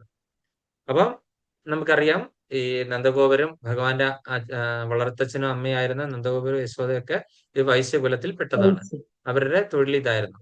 അവര് എന്താണ്, രജസ് തമോ ഗുണത്തിൽ രണ്ട് ഗുണങ്ങളുടെ മിശ്രം ആണ്. അതായത് രജോ ഗുണം ഉള്ളവരും ഉണ്ട്, തമോ ഗുണം ഉള്ളവരും ഉണ്ട്. ഇത് രണ്ടും ഉള്ളവരും ഉണ്ടാവും. ചിലരൊക്കെ തമോ ഗുണം മാത്രമായിട്ടുള്ളവരും ഉണ്ടാവും. ഈ പറയുന്ന വൈശ്യർക്ക് അത് ഭഗവാന്റെ ഉദരമാണ് അല്ലെ, ഉദരത്തിന്റെ സ്ഥാനമാണ് അവർക്ക്. അതായത് ഉദരം നിറയണമെങ്കിൽ എന്താണ്, വൈശ്യര് പോയി കൃഷിയൊക്കെ ചെയ്ത് ഗോരക്ഷയൊക്കെ ചെയ്ത്, നമുക്കൊരു അറിയാമല്ലോ അല്ലെ, ഒരു വീട് കഴിഞ്ഞു പോകാണ്ട് ഒരു കറവ പശുവും ഒരു നല്ല നാളികേര ഫലമുള്ള ഒരു നാളികേരം ഉണ്ടേ മതി അല്ലേ. ഇന്നത്തെ കാലത്ത്, ഇപ്പോഴത്തെ കാലത്തുള്ള ഈ വിദ്യകളൊന്നും വേണ്ട. നമുക്ക് കഴിഞ്ഞു കൂടണമെങ്കിൽ ഒരു പശുവും ഒരു കറവ പശു, ഒരു നാളികേരവും ഉണ്ടെങ്കിൽ തന്നെ നമുക്ക് അത്യാവശ്യം നമുക്ക് കഴിഞ്ഞു കൂടാനുള്ള സാധനങ്ങളുണ്ട്. ബാക്കിയൊക്കെ എന്താണ്, നമുക്കവിടെ നമുക്കൊരു 10 സെന്റ് സ്ഥലം ഉണ്ടെങ്കിൽ ആവശ്യത്തിനുള്ള സാധനങ്ങൾ അവിടെ കൃഷി ചെയ്ത് നമുക്ക് ഉണ്ടാക്കാവുന്നുള്ളൂ അല്ലേ. എന്തെങ്കിലും പച്ചക്കറിയോ ഇലകളോ ഒക്കെ ഉണ്ടാക്കുകയാണെന്നുണ്ടെങ്കിൽ, വാഴയൊക്കെ വെച്ച് കഴിഞ്ഞാൽ വാഴക്കൊല കിട്ടും നമുക്ക്. പിന്നെ ചീരയൊക്കെ വെച്ച് കഴിഞ്ഞാൽ ചീരയില വെക്കാം. അതുപോലെ ചേമ്പും ചേനയൊക്കെ വെച്ച് കഴിഞ്ഞാൽ അത് നമുക്ക് വെക്കാം. കഴിഞ്ഞു കൂടാനായിട്ട് വേറെ ഒന്നും വേണ്ട. നല്ലൊരു കറവ പശു, ഒരു ഒരു കൽപവൃക്ഷമായ ഒരു നാളികേരവും, അതുപോലെ തന്നെ അത്യാവശ്യമായിട്ടുള്ള കുറച്ച് പച്ചക്കറികളിലൂടെ നമ്മൾ വീട്ടിൽ കൃഷി ചെയ്ത് കഴിഞ്ഞാൽ നമുക്ക് കഴിഞ്ഞു കൂടാൻ ധാരാളം മതി അല്ലേ. അടുത്തത് നമ്മൾ പോകുന്നത് ശൂദ്രരിലേക്കാണ്. അപ്പം ഈ ശൂദ്രരിലേക്ക് പോയി കഴിഞ്ഞാൽ ഭഗവാന്റെ പാദങ്ങളാണ് ഈ ശൂദ്രർ അല്ലെ. അപ്പൊ അവര് ഈ അടിമപ്പണി ചെയ്യുന്നവര് എന്നുള്ള രീതിയിലാണ് നമ്മൾ അറിയപ്പെട്ടാലും 4 വിഭാഗങ്ങളെ സേവ ചെയ്യുന്നവരാണ്. ഈ പറയുന്ന മേൽപ്പറഞ്ഞ 3 വിഭാഗങ്ങളെ സേവ ചെയ്യുന്നവരാണ്. അപ്പൊ വേതന ആഗ്രഹിച്ച് ചെയ്യുന്നവരാണ് അല്ലെ. എന്തെങ്കിലും വേല ചെയ്ത് കഴിഞ്ഞാൽ അതിന്റെ വേതനം കിട്ടണമല്ലോ. പിന്നെ അവര് എന്താണ്, ചിലപ്പോൾ നമ്മൾ ഈ പറയുന്ന പോലെ അവരെപ്പോഴും ഈ കുളിക്കണമെന്നോ അങ്ങനെയൊന്നുമില്ല. അപ്പൊ ഒരു കുറച്ച് വൃത്തി കുറവായിരിക്കും. അവര് കഴിക്കുന്ന ഭക്ഷണങ്ങളോ, ബ്രാഹ്മണർ കഴിക്കുന്ന വളരെ സാത്വികമായിട്ടുള്ള ഭക്ഷണങ്ങൾ, ഭഗവാനൊക്കെ നിവേദിച്ച ഭക്ഷണം ആകാം. അല്ലെങ്കിൽ ശുദ്ധമായ പച്ചക്കറികൾ മാത്രമാണ് ബ്രാഹ്മണർ കഴിക്കുന്നത്. ക്ഷത്രിയർ കഴിക്കുന്ന എരിവും പുളിയും ഒക്കെ കൂടുതലുള്ളത് ആണ് കഴിക്കുന്നത്. നല്ലപോലെ ടേസ്റ്റുള്ള മസാലയൊക്കെ ഇട്ടുള്ള സാധനങ്ങൾ. ഒരു കുറച്ച് രുചി കളഞ്ഞ ഇത് വേണ്ട, ഇതെന്താ വായു വെക്കാൻ കൊള്ളില്ല, ആ ഒരു രീതിയിൽ. പിന്നെ വൈശ്യരിലേക്ക് പോയി കഴിഞ്ഞു കഴിഞ്ഞാൽ അവര് ഈ മിശ്ര ആണ് അല്ലെ. എരിവും പുളിയും ഉള്ളത് ആകാം, അതുപോലെ തന്നെ പഴകിയതും, അതുപോലെ തന്നെ ഈ മാംസാഹാരങ്ങളാകാം, മറ്റു ജീവികളെ തല്ലിക്കൊന്ന് കഴിക്കുന്നതാകാം. ഇങ്ങനെ മിശ്രമായിട്ടാണ് വൈശ്യര്. എന്നാൽ ശൂദ്രര് പൂർണ്ണമായിട്ടും 3 മണിക്കൂർ കഴിഞ്ഞ് കഴിക്കുന്ന ആഹാരങ്ങൾ ഒക്കെ തന്നെ എന്താണ്, തമോ ഗുണയുക്തമാണെന്നാണ് പറയുന്നത്. പാകം ചെയ്ത് കഴിഞ്ഞിട്ട് നമ്മള് 3 മണിക്കൂറല്ല, 30 ദിവസം ഇരിക്കും ഫ്രിഡ്ജിലൊക്കെ അല്ലെ, മോർച്ചറിയിൽ. നമ്മുടെ കൂടെ കിച്ചണിൽ ഒരു മോർച്ചറി ഉണ്ട്. അതില് 30 മണിക്കൂർ വരെ അതിലും കൂടുതൽ ഇരിക്കുന്ന സാധനങ്ങളൊക്കെ ഉണ്ടല്ലേ. അപ്പം അതിനകത്ത് ചിലപ്പം ജീവനില്ലാത്ത മോർച്ചറിയിൽ വെച്ചിരിക്കുന്ന ശവശരീരങ്ങൾ കുറെ കാണും, അല്ലാത്തതും കാണും. അപ്പം എന്തായാലും അപ്പൊ അങ്ങനെ നമ്മള് ഈ ശൂദ്രരെയും കണ്ടു. അവരെല്ലാ വിഭാഗക്കാർക്ക് സേവ ചെയ്യുന്നതാണ്. അവര് പാദങ്ങളുടെ സ്ഥാനമാണ്. അവര് എന്താണ്, തമോ ഗുണയുക്തരാണ് പൂർണ്ണമായിട്ടും. അപ്പൊ ഈ 4 വർണ്ണങ്ങളെയും കടക്കണമെങ്കിൽ ശൂദ്രർക്ക് അവരെന്താണ് ഈ പ്രോസസ്സ് കഴിയണം അല്ലെ. ഈ 4 വർണ്ണങ്ങളും 4 ആശ്രമങ്ങളും 4 ചതുരാശ്രമങ്ങളും നമ്മൾ പറഞ്ഞിട്ട് പിന്നെ എന്താണ്, പുരുഷാർത്ഥങ്ങളാണ് കിട്ടാൻ പോകുന്നത്. ഈ പുരുഷാർത്ഥം കിട്ടാനായിട്ട് എന്താ ചെയ്യേണ്ടത്, ഒരു ക്ഷത്രിയനായിട്ട് ഒരാള് അടുത്ത ജന്മം എടുത്തിട്ട് വൈശ്യനായി വന്ന് ഈ ഒരു പ്രോസസ്സ് എങ്ങനെയാണ്, വൈശ്യനായിട്ട് പിന്നെ അടുത്തത് ഒരു ക്ഷത്രിയനായിട്ട് പിറന്ന് ക്ഷത്രിയനായിട്ട് ബ്രാഹ്മണനായിട്ട് ഉയരണം, ബ്രാഹ്മണിൽ നിന്ന് എന്തായിട്ട് മാറണം, വൈഷ്ണവനായിട്ട് വരണം. വൈഷ്ണവനായിട്ട് ശുദ്ധ സ്വാതിക് മൂഡിൽ വന്നു കഴിഞ്ഞാൽ, വൈഷ്ണവർ എന്താണ്, ശുദ്ധ സ്വാതിക് മൂഡിലാണ്. ബ്രാഹ്മണർ നല്ല പച്ചക്കറികളെല്ലാം കഴിക്കുന്നു. അങ്ങനത്തെ ഉള്ളവരാണല്ലോ. ഈ കുറച്ചുകൂടെ ഉയർന്ന കാര്യം വൈഷ്ണവരാകുമ്പോൾ എന്താണ്, ഭഗവാന് നിവേദിച്ച സാത്വിക ഭക്ഷണങ്ങൾ മാത്രമേ കഴിക്കുള്ളൂ. എരിവും പുളി അങ്ങനത്തെ കാര്യങ്ങൾ ഒക്കെ വളരെ കുറച്ചിട്ടേ ഉള്ളൂ. എല്ലാം ഭഗവാന് നിവേദിച്ചിട്ട് മാത്രമേ കഴിക്കുള്ളൂ. അപ്പൊ അതുകൊണ്ട് ശുദ്ധ സാത്വിക് മൂഡിലേക്ക് എത്തി വൈഷ്ണവരായി കഴിഞ്ഞാൽ ഭഗവാനിലേക്ക് എത്തുള്ളൂ. അപ്പൊ ഈ പ്രോസസ്സ് ഏതൊരു ശൂദ്രനും ബ്രാഹ്മണനിലേക്ക് എത്തിച്ചേരാനായിട്ട് സാധിക്കും. നമുക്കറിയാമല്ലോ ആരൊക്കെയാണ് ശൂദ്രരായിട്ടുള്ള ആൾ ബ്രാഹ്മണരെ തുല്യമായിട്ട് എത്തിച്ചേർന്ന ആൾക്കാര്.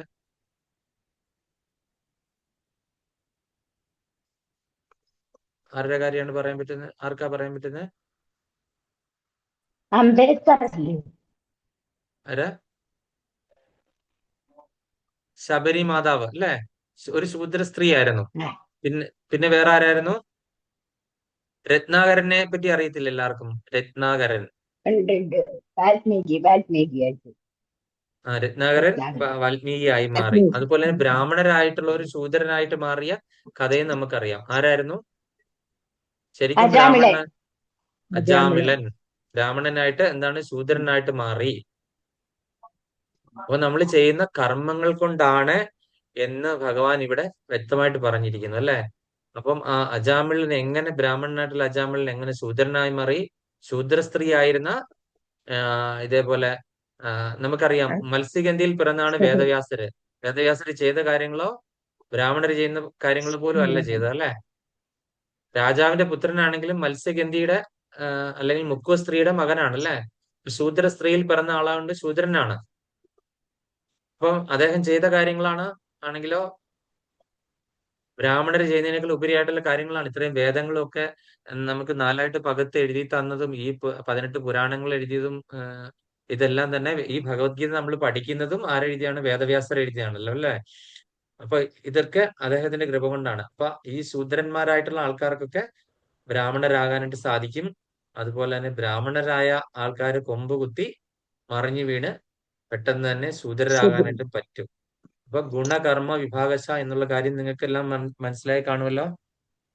പ്രഭു, അപ്പൊ ഈ ശൂദ്രരായവര് നെക്സ്റ്റ് സ്റ്റെപ്പ് വൈശ്യരല്ലേ ആവണ്ടേ? അങ്ങനെയല്ലേ പറഞ്ഞത്? സ്റ്റെപ്പ് ബൈ സ്റ്റെപ്പ് പ്രോസസ്സിലൂടെ വരുള്ളൂ. ഒന്ന് ഡയറക്റ്റ് അങ്ങനെ ബ്രാഹ്മണരാകും? അത് മാതാജി ആ പുരുഷാർത്ഥങ്ങളിൽ കൂടെ പോവാണ്, പ്രോസസ് അനുസരിച്ച് പോവാണ്, അങ്ങനെയാണ്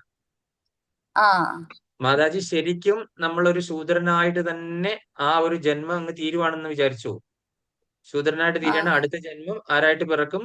ആ ശൂദ്രൻ എന്നുള്ള നിലയിൽ അദ്ദേഹം ചെയ്ത പ്രവൃത്തിയുടെ ഒരു പരമകാഷ്ഠയിൽ എത്തിയിട്ടാണ് മരിക്കുന്നതെങ്കിൽ, അല്ലെങ്കിൽ ഏതെങ്കിലും ഒരു വൈശ്യന്റെയോ ക്ഷത്രിയന്റെയോ ബ്രാഹ്മണന്റെയോ ഒക്കെ അസോസിയേഷനൊക്കെ കുറച്ച് കിട്ടി ഒരു കുറച്ചൊക്കെ തിരിച്ചറിവും വിവേകവും ഒക്കെ ഉണ്ടായിട്ടുണ്ടെങ്കിൽ അദ്ദേഹം അടുത്ത ജന്മം ആരായിട്ട് പിറക്കും? ഒരു വൈശ്യനായിട്ട് പിറക്കും. വൈശ്യനായിട്ട് പിറന്ന അദ്ദേഹത്തിന്റെ ആ ജീവിതത്തിൽ അദ്ദേഹം ഇങ്ങനെ ഭഗവാനല്ലേ, ഭഗവാൻ എവിടെയെങ്കിലുമൊക്കെ കൊണ്ട് എത്തിക്കും. ആരുടെയെങ്കിലും ഒക്കെ ഒരു ക്ഷേത്രത്തിൽ പോകാനായിട്ട് അവസരം കിട്ടുവോ, അല്ലെങ്കിൽ ഏതെങ്കിലും ബ്രാഹ്മണര് ക്ലാസ് എടുക്കുന്ന സ്ഥലത്തൂടെയൊക്കെ പോകുവോ, ഇങ്ങനെയൊക്കെ കേട്ട് ചില പുണ്യക്ഷേത്രങ്ങളിലൊക്കെ പോയി സേവ ചെയ്യാൻ അവസരം കിട്ടുവോ, ഭഗവാനെ നിവേദിക്കാനുള്ള നെയ്യും അങ്ങനെയൊക്കെയുള്ള കടഞ്ഞെടുത്ത് കൊടുക്കാനൊക്കെ കിട്ടിക്കഴിഞ്ഞാൽ അടുത്ത ജന്മം ക്ഷത്രിയനായി പിറക്കും. പിന്നെ ക്ഷത്രിയനായി കഴിഞ്ഞാൽ ചിലപ്പോൾ ഒരു പക്ഷേ ഭഗവാന്റെ ഒരു ക്ഷേത്രത്തിന്റെ സംരക്ഷണമൊക്കെ ആയിരിക്കും ഏറ്റെടുക്കുന്നതും അങ്ങനെയൊക്കെയുള്ള കാര്യങ്ങൾ. അത് കഴിഞ്ഞ് അടുത്ത ജന്മം ബ്രാഹ്മണനായിട്ട്. അത് ആ പ്രോസസ്സിൽ കൂടെയാണ് പോകുന്നത്. ഇത് ഞാനീ പറഞ്ഞ ആൾക്കാരൊക്കെ വിശേഷപ്പെട്ട വ്യക്തിത്വങ്ങളാണ്. മനസ്സിലായല്ലേ മാതാജി? അവര് പെട്ടെന്ന് ഗോണിപ്പടി വഴിയാണ് പോകുന്നത്. ഞാൻ പറഞ്ഞില്ലേ, അവര് ഗോണിപ്പടി വെച്ചിട്ടാ കയറി പോകുന്നത്. ഈ കറങ്ങി തെറ്റിയുള്ള ആ ഒരു വളഞ്ഞ വഴിയെ കൂടെ അല്ല പോകുന്നത്. പുരുഷാർത്ഥങ്ങൾ വളരെയധികം പുരുഷാർത്ഥങ്ങളിൽ കൂടെ പോവുകയാണെങ്കിൽ എന്താണ്, എങ്ങനെ ഇതിന് തുല്യമാണ്? നമ്മള് 100 നിലയുള്ള കെട്ടിടത്തിന്റെ മുകളിൽ സ്റ്റെപ്പ് വഴി കയറുന്ന പോലെയാണ്. നമ്മൾ കയറുന്നത് എങ്ങനെയാണ്? നമ്മൾ എലിവേറ്ററിലാണ് പോകുന്നത്, ലിഫ്റ്റ് വഴിയാണ് നമ്മൾ പോകുന്നത് അല്ലെ. അപ്പൊ ലിഫ്റ്റ് വഴി പോരുന്ന പ്രോസസ്സാണ് മാതാജി കണ്ടത് ഞാൻ ഈ പറഞ്ഞ ആൾക്കാരൊക്കെ.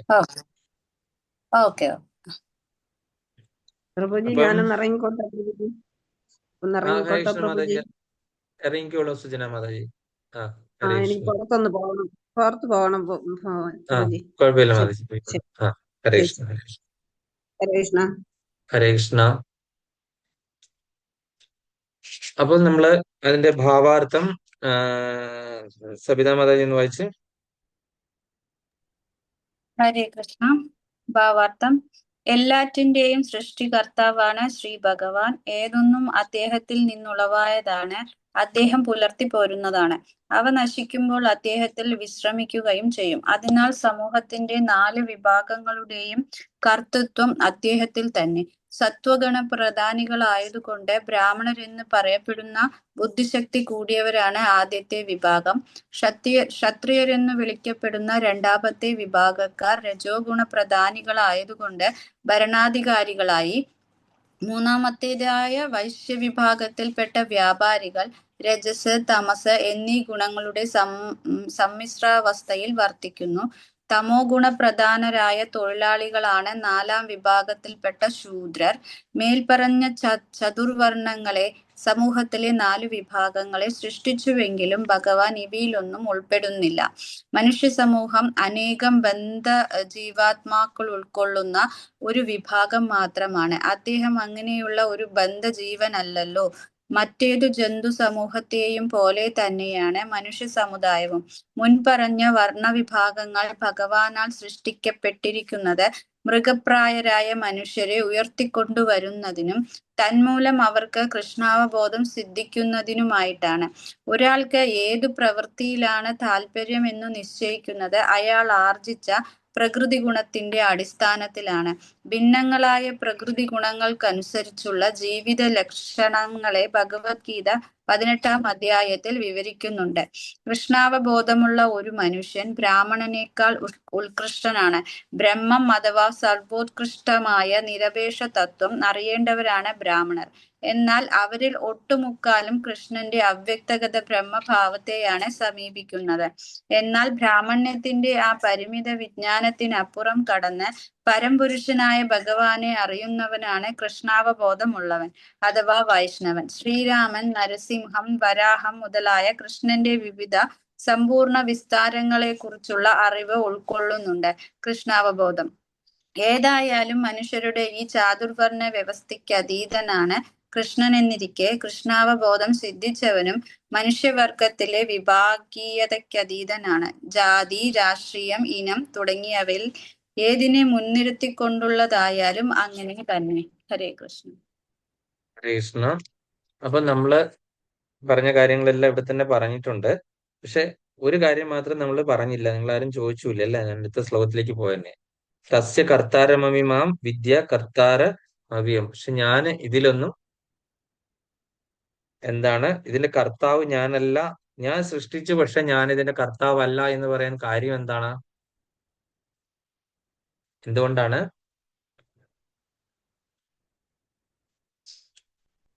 കാര്യം ഭഗവാനെ ഈ ഗുണങ്ങളൊന്നും ബാധിക്കുന്നില്ല. ഭഗവാൻ ഗുണാതീതനാണ് അല്ലെ? ഭഗവാനെ ഈ ഗുണങ്ങളൊന്നും ബാധിക്കുന്നില്ല. അതുപോലെ ഭഗവാന് യാതൊരു കർമ്മം ചെയ്യേണ്ട ആവശ്യവും ഇല്ല നമ്മൾ കേട്ടിട്ടുണ്ട് അല്ലെ? ഭഗവാന് യാതൊരു കർമ്മവും ചെയ്യേണ്ട ആവശ്യവുമില്ല.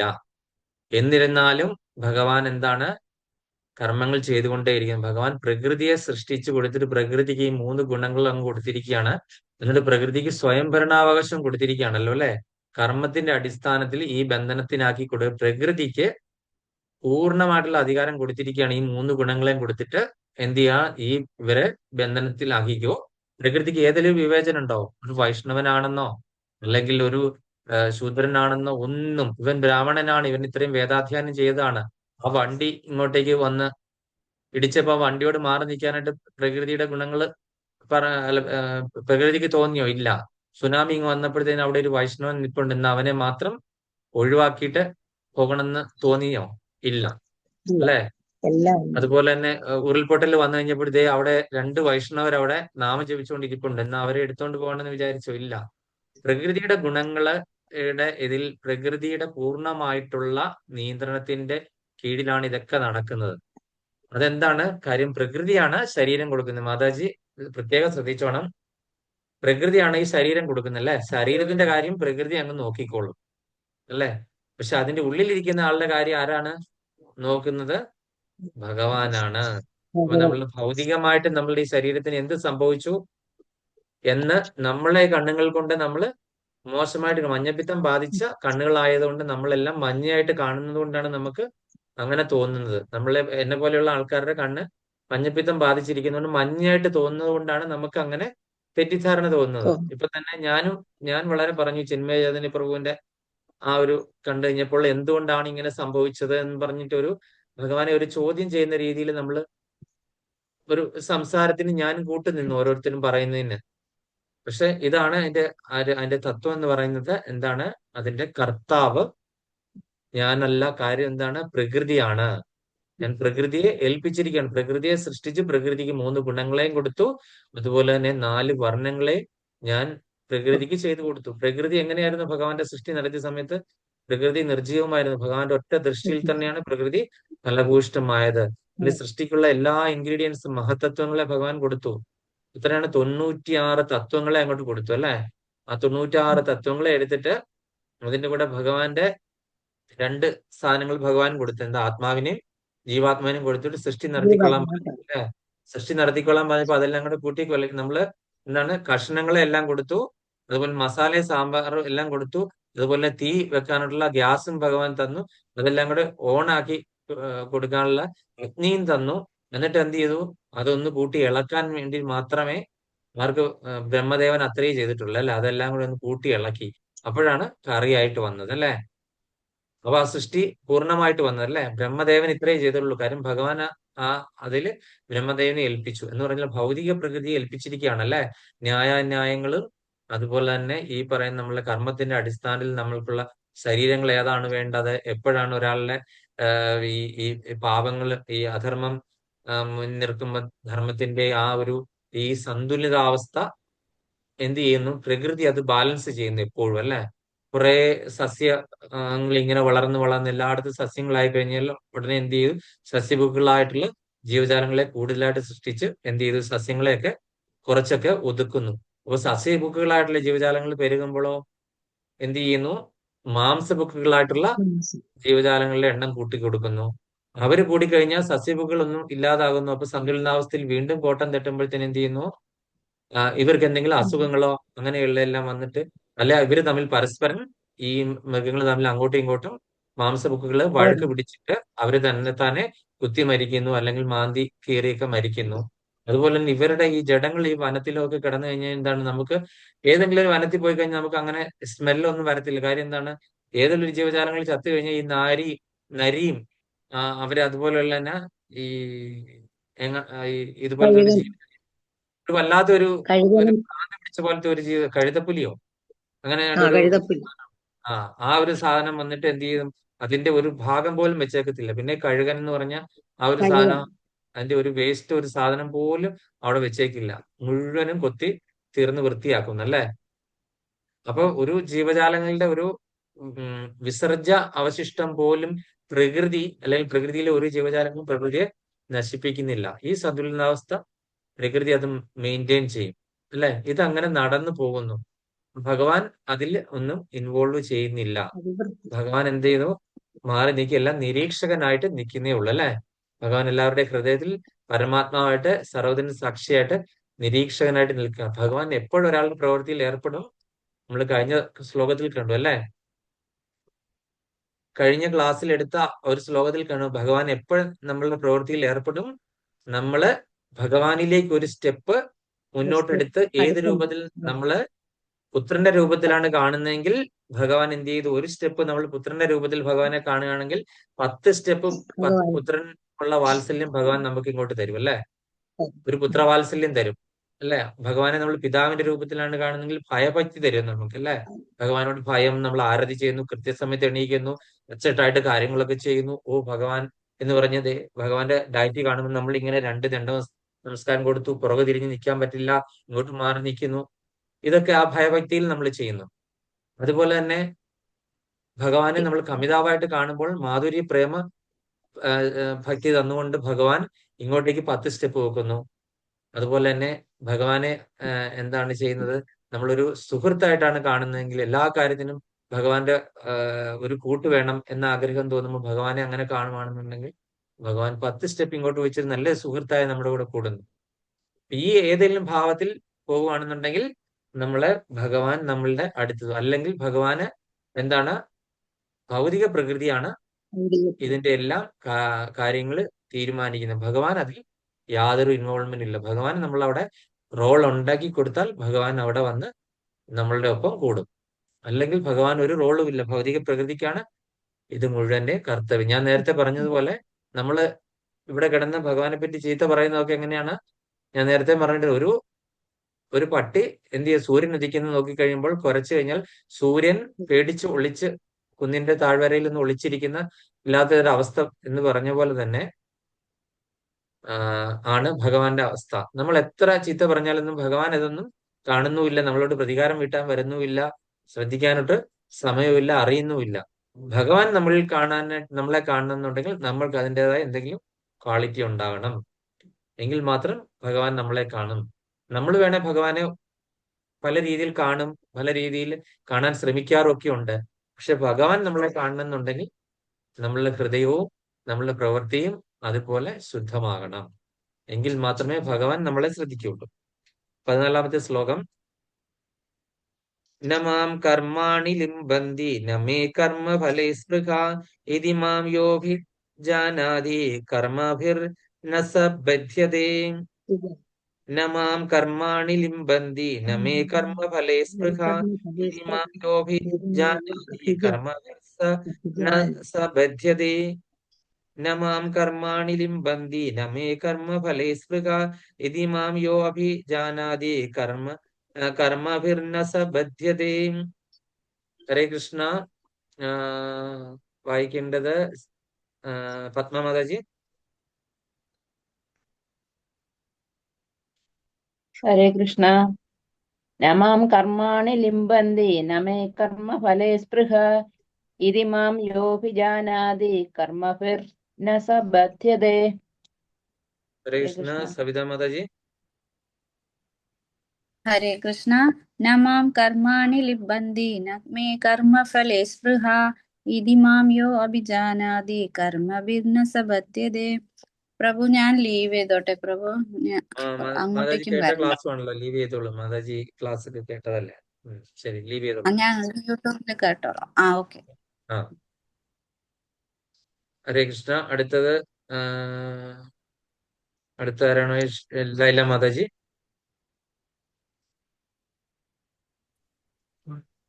നമാം കർമാണി ലിംബന്തി ന മേ കർമ്മ ഫലേ സ്പൃഹ ഇതി മാം യോഭിജാനാതി കർമ്മഭിർന സ ബധ്യതേ. ഹരേ കൃഷ്ണ. ഹരേ കൃഷ്ണ. മാതാജി ഒന്ന് മ്യൂട്ടാക്കിയേ. വിവർത്തനം ഭാവാർത്ഥം പ്രഭാതന്റെ പദാനുപത തർജ്ജമ. കർമാണി എല്ലാത്തരം കർമ്മങ്ങളും മാം എന്നെ ന ലിംബന്തി ബാധിക്കുന്നില്ല, മേ എനിക്ക് കർമ്മഫലെ കർമ്മത്തിന്റെ ഫലത്തിൽ സ്പൃഹ ന ആഗ്രഹമില്ല, ഇത് ഇപ്രകാരം യാതൊരുവൻ മാം എന്നെ അഭിജാനാതി അറിയുന്നുവോ സ അവൻ കർമ്മഭി കർമ്മഫലങ്ങളാൽ ന ബന്ധിക്കപ്പെടുന്നില്ല. വിവർത്തന ഭാവാർത്ഥം divine grace AC. Bhaktivedanta Swami Srila Prabhupad. ജയ ശ്രീല പ്രഭുപാദ്. കർമ്മങ്ങളൊന്നും എന്നെ ബാധിക്കുകയില്ല, എനിക്ക് കർമ്മഫലേച്ഛയുമില്ല, എന്നെ കുറിച്ചുള്ള ഈ സത്യം മനസ്സിലാക്കിയവർ കർമ്മഫലങ്ങളാൽ ബന്ധിക്കപ്പെടുന്നുമില്ല. അപ്പോൾ നമ്മൾ ഇതിന്റെ ഭാവാർത്ഥം ഒന്ന് വായിക്കാം. പത്മമാതാജി. ഹരേ കൃഷ്ണ. രാജാവിന് തെറ്റ് പറ്റുകയില്ലെന്നും ഒരു രാജ്യത്തിലെ നിയമങ്ങൾ രാജാവിന് ബാധകമല്ലെന്നും സിദ്ധാന്തിക്കുന്ന നിയമങ്ങൾ ഈ ലോകത്തുണ്ട്. അങ്ങനെ തന്നെ ഭൗതിക ലോകത്തിന്റെ സൃഷ്ടാവാണെങ്കിൽ കൂടി ഭഗവാനെ ലൗകിക കർമ്മങ്ങൾ ബാധിക്കുന്നില്ല. അദ്ദേഹം സൃഷ്ടിക്കുന്നു, അതിൽ നിന്ന് അകന്നു നിൽക്കുകയും ചെയ്യുന്നു. എന്നാൽ ജീവാത്മാക്കളാകട്ടെ തങ്ങളുടെ ഭൗതിക കർമ്മങ്ങളുടെ ഫലങ്ങളിൽ കുടുങ്ങിപ്പോവുകയാണ്. അവർക്ക് പ്രകൃതി വിഭവങ്ങൾ കൈയടക്കാനായിട്ടുള്ള പ്രവണത കൊണ്ടാണത്. ഒരു സ്ഥാപനത്തിന്റെ ഉടമ തന്റെ തൊഴിലാളികളുടെ പ്രവൃത്തികൾക്ക് അവ തെറ്റായാലും ശരിയായാലും ഉത്തരവാദിയല്ല. ആ തൊഴിലാളികൾ തന്നെയാണ് അതിന് ഉത്തരവാദികൾ. തങ്ങളുടെ ഇന്ദ്രിയ സുഖപൂർത്തിക്കു വേണ്ടുന്ന കർമ്മങ്ങളിൽ ഏർപ്പെട്ടിരിക്കുകയാണ് ജീവാത്മാക്കൾ. അവയോ ഭഗവത് നിർദ്ദിഷ്ടങ്ങളല്ല താനും. ജീവാത്മാക്കൾ ഇത്തരം സുഖം വളർത്താനായി കൊണ്ട് തന്നെ ഈ ലോകത്തിൽ പ്രവർത്തിക്കുന്നു. മരണശേഷം സ്വർഗസുഖത്തെ പ്രതീക്ഷിക്കുകയും ചെയ്യുന്നു. സ്വയം സമ്പൂർണനായ ഭഗവാന് പ്രകീർത്തിതമായ ആ സ്വർഗസുഖത്തിൽ താല്പര്യമില്ല. അദ്ദേഹത്തിന്റെ നിയോഗമനുസരിക്കേണ്ടുന്ന ഭൃത്യന്മാരാണ് സ്വർഗവാസികളായ ദേവന്മാർ. തൊഴിലാളികൾ ആഗ്രഹിക്കാവുന്ന ചെറിയ സുഖങ്ങൾ ഉടമ ഒരിക്കലും കാക്ഷിക്കാറില്ലല്ലോ. ഭൗതിക കർമ്മങ്ങളിൽ നിന്നും ഫലങ്ങളിൽ നിന്നും അദ്ദേഹം ഒഴിഞ്ഞു നിൽക്കുന്നു. ഉദാഹരണമായി, ഭൂമിയിൽ വിവിധ സസ്യങ്ങൾക്ക് വളരാൻ മഴ കൂടിയേ കഴിയൂ. എങ്കിലും അവയുടെ വളർച്ചയ്ക്ക് ഉത്തരവാദിയല്ല മഴ. വൈദിക സ്മൃതി പറയുന്നു, നിമിത്ത മാത്രമേവാസൗ സൃജ്യനാം സർഗകർമ്മണി പ്രധാന കാരണീഭൂത യഥോ വൈ സൃജ്യകർത്തയ. ഭൗതിക സൃഷ്ടികളുടെ പരമകാരണം മാത്രമാണ് ഭഗവാൻ. പ്രപഞ്ചാവിർഭാവമുളവാക്കുന്ന പ്രകൃതിയാണ് സത്വരമായ കാരണം. ദേവന്മാർ, മനുഷ്യർ, ജന്തുക്കൾ എന്നിങ്ങനെ സൃഷ്ടിജാലം അനേകമുണ്ട്. എല്ലാവരും താന്താന്തങ്ങളെ നല്ലതോ ചീത്തയോ ആയ കർമ്മങ്ങളുടെ പ്രതികരണങ്ങൾക്ക് അധീനരാണ്. ആ കർമ്മങ്ങൾക്ക് വേണ്ടുന്ന പരിതസ്ഥിതികളിലും ത്രിഗുണാനുസൃതങ്ങളായ നിബന്ധനകളും നൽകുക മാത്രമേ ഭഗവാൻ ചെയ്യുന്നുള്ളൂ. അവരുടെ പ്രവൃത്തികൾക്ക് അവ ഇന്നത്തേതായാലും ശരി ഇന്നലത്തേതായാലും ശരി അവിടുന്ന് ഉത്തരവാദിയല്ല. വൈഷമ്യ നൈർഘൃണേന സാപേക്ഷത്വാത് ഭഗവാന് ഒരു ജീവാത്മാവിനോടും പക്ഷപാതമില്ലെന്ന് വേദാന്ത സൂത്രം ഊന്നിപ്പറയുന്നുണ്ട്. സ്വകർമ്മങ്ങളുടെ ചുമതല ഏൽക്കേണ്ടത് ജീവാത്മാവാണ്. കൃഷ്ണൻ തന്റെ ബഹിരംഗ ശക്തിയായ പ്രകൃതിയിലൂടെ അവയ്ക്ക് വേണ്ടുന്ന സൗകര്യങ്ങൾ മാത്രം നൽകും. കർമ്മ നിയമത്തിന്റെ ഈ സങ്കീർണ വശങ്ങളെല്ലാം ഗ്രഹിച്ചവർ കർമ്മഫലങ്ങൾക്ക് അടിമപ്പെടില്ല.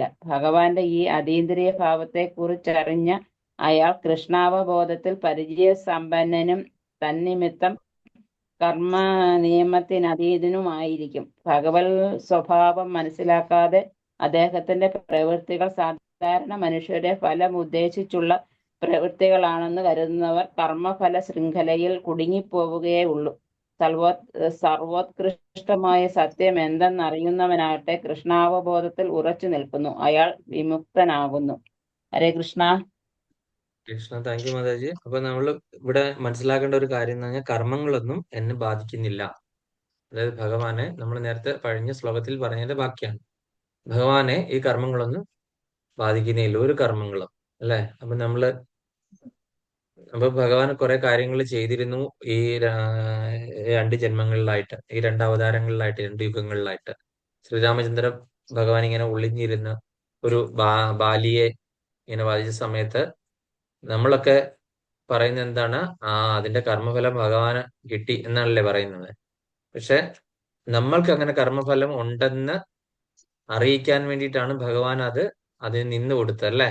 ഇനി അങ്ങനെ ഒരു തെറ്റിദ്ധാരണ വേണ്ട, ഒളിഞ്ഞിരുന്ന് വധിച്ചു എന്നുള്ളതിന്. ഇവിടെയും ഭഗവാനെ ഒളിഞ്ഞിരുന്നാണ് ആ വേടൻ അമ്പ ചെയ്തത്. പിന്നെ നമ്മൾ വിചാരിക്കുന്നത് നമ്മുടെ ശരീരവും നമ്മുടെ ആത്മാവും രണ്ടും രണ്ടാണ്, ഒന്നല്ല, അല്ലെ? സാഖ്യം പറയുന്നത്, അല്ലെ? രണ്ടും രണ്ടാണ്. പക്ഷെ ഭഗവാന്റെ ശരീരവും ആത്മാവും രണ്ടും ഒന്നാണ്. ഭഗവാന്റെ ശരീരം അതീന്ദ്രിയ ശരീരമാണ്. അപ്പൊ നമ്മൾ കണ്ട എന്താണ്? വേടൻ അമ്പ ചെയ്ത് ഭഗവാന്റെ കാലിൽ നിന്ന് ചുടുചോര താഴെ വീണു എന്നാണ് കാണുന്നത്, അല്ലെ? നമ്മളുടെ കണ്ണുകൾ കൊണ്ട് നമ്മൾ കണ്ടപ്പോൾ അങ്ങനെ കണ്ടു. ശരിക്കും ഭഗവാന്റെ ശരീരം മുറിയുവോ ഭഗവാന് ഇതുപോലെ ഒരു കർമ്മമോ കർമ്മഫലങ്ങളോ ഇല്ല.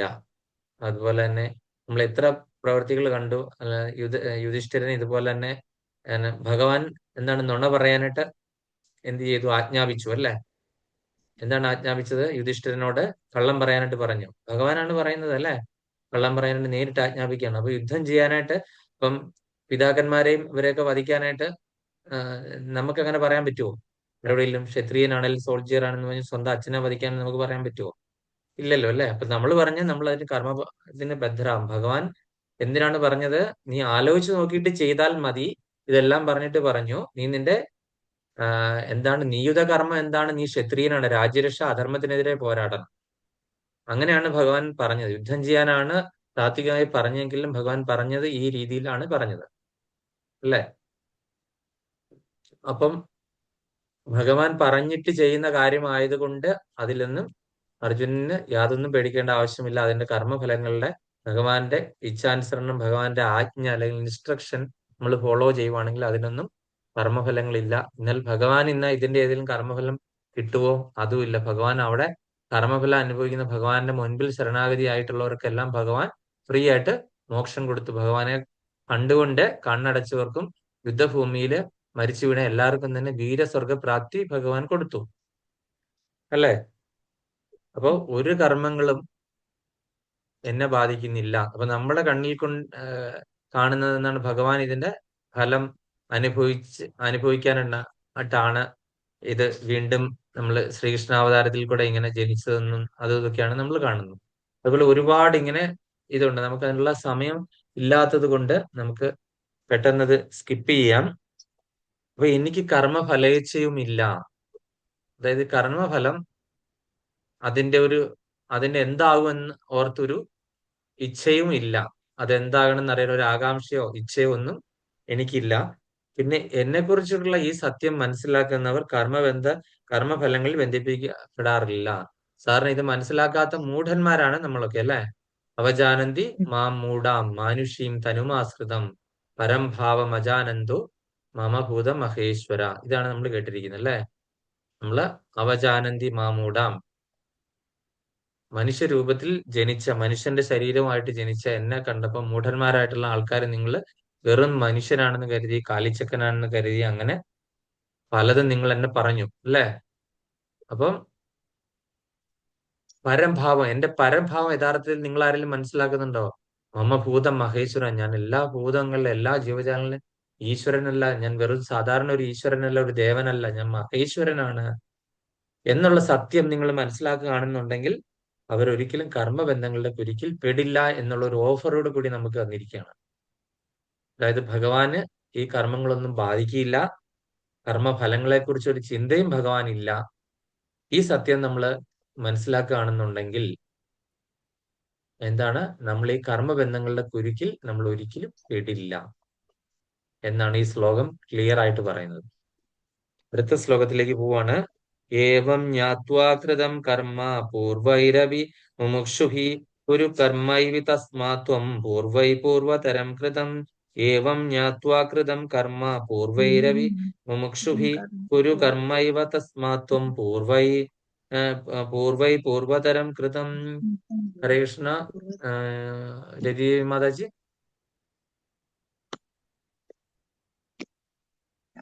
ഹരേ കൃഷ്ണ. ഏവം ജ്ഞാത്വാ കൃതം കർമ്മം പൂർവൈരവി മുമുക്ഷുഭി കുരു കർമ്മൈവ തസ്മാത്വം പൂർവൈ പൂർവതരം കൃതം. ഹരേ കൃഷ്ണ. ഹരേ കൃഷ്ണ. മല്ലിയ മാതാജി.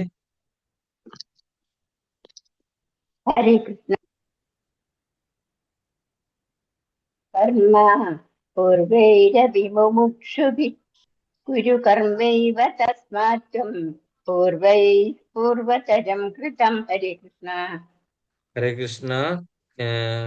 ഏവം ഇപ്രകാരം ജ്ഞാത്വ അറിഞ്ഞിട്ട് പൂർവൈ പൂർവികരായ മുമുക്ഷുഭി അപി മുമുക്ഷുക്കളായാലും കർമ്മം കൃതം ചെയ്യപ്പെട്ടു. തസ്മാത് അതുകൊണ്ട് ത്വം നീ പൂർവൈ പൂർവികരാൽ കൃതം ചെയ്യപ്പെട്ട പൂർവതരം പുരാതനമായ കർമ്മയേവ കർമ്മത്തെ തന്നെ കുരു ചെയ്യുക.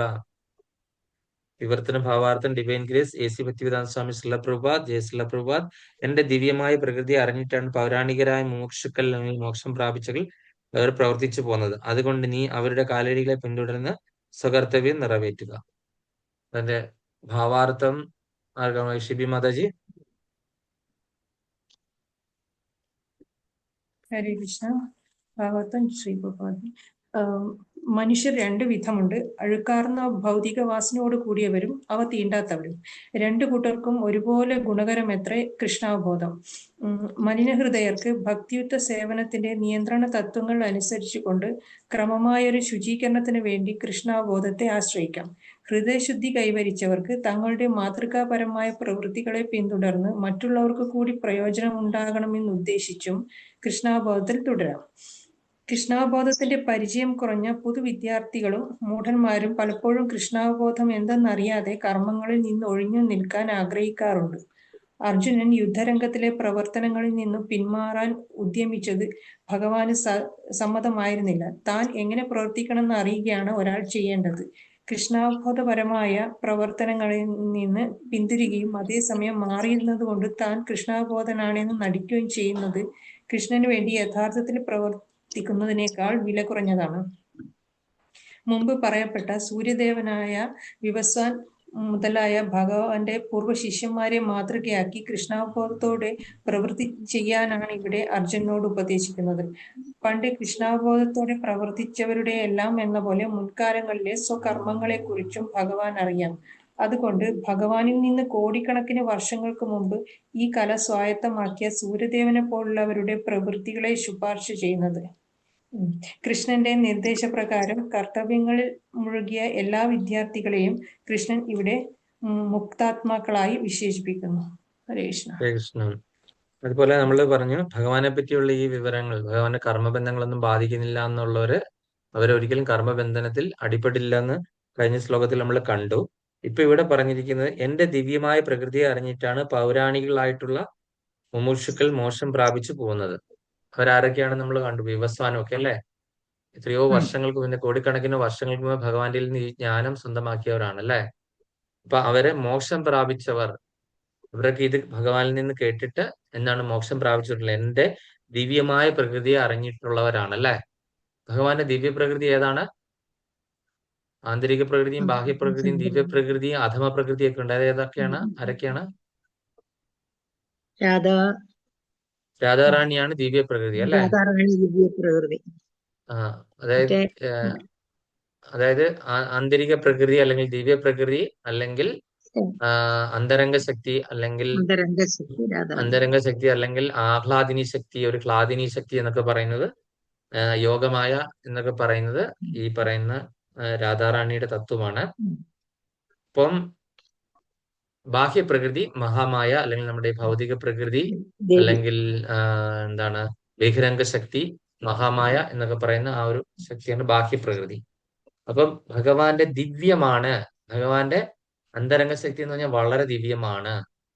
ആ അന്തരംഗ ശക്തിയെ നമ്മൾ അറിയുന്നത് എങ്ങനെയാണ്? നമ്മൾ ഹരേ കൃഷ്ണ മഹാമന്ത്രം ജപിച്ചിട്ട് അതിലെ ഹര ഹര എന്നുള്ള ആ ഒരു ശബ്ദം അല്ലെങ്കിൽ നാമോച്ചാരണത്തിലൂടെ കൂടിയാണ് നമ്മൾ ഹരേ എന്ന് പറയുന്നിട്ടുള്ള ആ ഒരു ശക്തിയെ നമ്മൾ അറിയുന്നത് അല്ലെ? അത് അറിയാനായിട്ട് ശ്രമിക്കുന്നത്. അറിയാനായിട്ടൊക്കെ വളരെ ബുദ്ധിമുട്ടുകളാണ്. പക്ഷെ മോക്ഷം പ്രാപിച്ചു പോകുന്ന പൗരാണികളായിട്ടുള്ള ആൾക്കാർക്ക് അറിയാം അല്ലെ? അതായത് നമുക്ക് അമേരിക്കയിൽ ഒരാള് പോയി എന്ന് നമ്മളിപ്പോ ഗൂഗിളും ഒക്കെ അടിച്ചു നോക്കി അമേരിക്ക കാണാൻ പറ്റും. അതുപോലെ തന്നെ കുറെ കാര്യങ്ങൾ അവിടുത്തെ ഭൂപ്രകൃതിയെ പറ്റി അറിയും, വിസ്തീർണം അറിയാൻ പറ്റും, എത്ര സ്റ്റേറ്റ് ഉണ്ട് ഡിസ്ട്രിക്ട് ഉണ്ട് എന്നൊക്കെ അറിയാൻ പറ്റും, ജനസാന്ദ്രത അറിയാൻ പറ്റും, എല്ലാം അറിയാൻ പറ്റും അല്ലെ? ഗൂഗിളൊക്കെ ഉള്ളതുകൊണ്ട്. പക്ഷെ അമേരിക്കയിൽ പോയി താമസിച്ച് അവിടെ നിന്ന് പോയിട്ടൊരാള് യാത്രാവിവരണം നടത്തുകയാണ്. അവിടെ ഇന്നൊക്കെ പറയുകയാണെങ്കിൽ ഈ നമ്മൾ ഈ ഗൂഗിളിൽ കണ്ട പോലെയാണോ? ശരിക്കും അയാൾ അവിടുത്തെ കാര്യങ്ങളെല്ലാം കണ്ടിട്ട് അവിടെ വന്ന് താമസിച്ച് അറിഞ്ഞിട്ട് വന്ന ഒരാളിത് പറഞ്ഞു തരുന്നതും അതുപോലെ തന്നെ നമ്മൾ ആരോ പറഞ്ഞു കേട്ടിട്ട് എന്തോ ഒരു കാര്യം പറയുന്നത് നമ്മൾ വ്യത്യാസമുണ്ട്. അപ്പൊ അത് പോയി അറിഞ്ഞു വന്നിട്ടുള്ള ആൾക്കാരാണ് മുമുക്ഷുക്കൾ എന്ന് പറയുന്നത്. നേരത്തെ ഇത് കണ്ട് മനസ്സിലാക്കിയ ആൾക്കാരാണ് നമ്മൾ ഗുരുനാഥന്മാര് അല്ലെങ്കിൽ ഗുരുപരമ്പര. അപ്പം അവര് ഭഗവാന്റെ ദിവ്യ പ്രകൃതിയെ പറ്റി മനസ്സിലാക്കിയത് കൊണ്ടാണ് അവർക്ക് മോക്ഷം കിട്ടുന്നത്. അപ്പൊ അത് അവരുടെ ശിഷ്യന് പകർന്നു കൊടുത്തു, അവരവരുടെ ശിഷ്യന് പകർന്നു കൊടുത്തു. അങ്ങനെ ഗുരു ശിഷ്യ പരമ്പരകളായിട്ടാണ് ഈ ദിവ്യ പ്രകൃതിയെ പറ്റിയുള്ള ജ്ഞാനം ഇങ്ങനെ കൈമാറ്റം ചെയ്ത് വന്നിരിക്കുന്നത്. അല്ലാതെ ഒരു പുസ്തകത്തിൽ എങ്ങും എഴുതി വെച്ചിട്ടില്ല ഭഗവാന്റെ ദിവ്യ പ്രകൃതിയെ പറ്റി അല്ലെ? നമുക്ക് ഈ ജ്ഞാനം കിട്ടിയത് ഭഗവാനിന്റെ ആ ഒരു ഗുരുശിഷ്യ പരമ്പര വഴി വന്ന ജ്ഞാനമാണ് കിട്ടിയത്. അപ്പൊ അങ്ങനെ അതുകൊണ്ട് നീ അവരുടെ കാലടികളെ പിന്തുടർന്ന് സ്വകർത്തവ്യം നിറവേറ്റുക. അതുകൊണ്ട് മുന്നേ ഇരുന്ന ആൾക്കാർ എന്താണ് പറഞ്ഞു കേൾപ്പിച്ചിരിക്കുന്നത്? വിവസ്വാന് ഞാൻ ഇത് ആദ്യം ഉപദേശിച്ചു കൊടുത്തു അല്ലെ? അത് കഴിഞ്ഞ് നിനക്കായിട്ട് ഞാൻ വീണ്ടും ഇത് ഉപദേശിക്കുകയാണ്. അപ്പൊ നീ മുൻപേ നിന്നിരുന്ന ആൾക്കാരെ മോക്ഷം പ്രാപിച്ച് പൗരാണികരായിട്ടുള്ള ആൾക്കാര് മനസ്സിലാക്കിയ തത്വം നീ അവരിൽ നിന്ന് ചോദിച്ച് മനസ്സിലാക്കുക, അല്ലെങ്കിൽ നീ ഒരു പ്രോപ്പർ ആയിട്ടുള്ള ഒരു ഗുരുവിനെ സ്വീകരിക്കുക എന്നുള്ളൊരു കാര്യമാണ് ഇവിടെ അർജുനനോട് ഭഗവാൻ പറയുന്നതിന്റെ ആ ഒരു തത്വം അല്ലെ? മുൻപുള്ള ആൾക്കാരെ കണ്ടു കഴിഞ്ഞാൽ അവര് ആ ഒരു സ്ഥലം അറിയാവുന്ന ഒരാൾക്ക് ആ സ്ഥലത്തേക്ക് എന്താണ് നമ്മൾ ടോർച്ച് അടിച്ചുകൊണ്ട്, പാത എന്താണ്? ഇരുട്ടും അന്ധകാരം നിറഞ്ഞാണ് അല്ലെ? ആ നേരത്തെ ആ വഴി പോയിട്ടുള്ള ആൾക്കാർക്ക് ടോർച്ച് അടിച്ച് വെളിച്ചത്താൽ നയിച്ച് നമ്മളെ എന്താണ് ആ ഒരു സ്ഥലത്തേക്ക് നമ്മളെ കൊണ്ടെത്തിക്കാനായിട്ട് സാധിക്കും അല്ലെ? അപ്പൊ ആ ടോർച്ച് അടിച്ച് നടക്കുന്ന ആളാണ് ഗുരുനാഥൻ എന്ന് പറയുന്നത് അല്ലെ? നമ്മുടെ മുൻപേ നടക്കുന്നത്. അപ്പൊ ഇതേപോലെ ആ ലക്ഷ്യസ്ഥാനം കണ്ടറിഞ്ഞ് മനസ്സിലാക്കിയ ആ ഒരാള് വന്ന് നമുക്ക് ഈ ലക്ഷ്യസ്ഥാനം കാണിച്ചു തരുന്നു. ആ കാണിച്ചു തരുന്ന നമ്മൾ അതേപടി ഈ മുമുക്ഷുക്കളായിട്ടുള്ള ഈ ആൾക്കാരുടെ പാത പിന്തുടരുകയാണെന്നുണ്ടെങ്കിൽ നമുക്ക് തീർച്ചയായിട്ടും എന്റെ ദിവ്യ പ്രകൃതിയെ മനസ്സിലാക്കാനായിട്ട് പറ്റും. അതിനു വേണ്ടിയിട്ട് നീ ഇപ്പൊ നിന്റെ സ്വകർത്തവ്യം മാത്രം നിറവേറ്റുക. ബാക്കി കാര്യങ്ങളൊക്കെ എന്താണ്? ആ മുമുക്ഷുക്കളായ ആൾക്കാരുടെ പാത പിന്തുടർന്നാൽ മാത്രം മതിയാകും എന്നാണ് ഭഗവാൻ ഈ ശ്ലോകം കൊണ്ട് ഉദ്ദേശിക്കുന്നത്. എന്തെങ്കിലും സംശയം ഉണ്ടെ ചോദിക്കാം, അല്ലെങ്കിൽ നമുക്ക് വൈൻഡപ്പ് ചെയ്യാം. പോയിന്റ് അറിയാവുന്നവർ ഒരു പോയിന്റ് വേണമെങ്കിൽ പറയാം.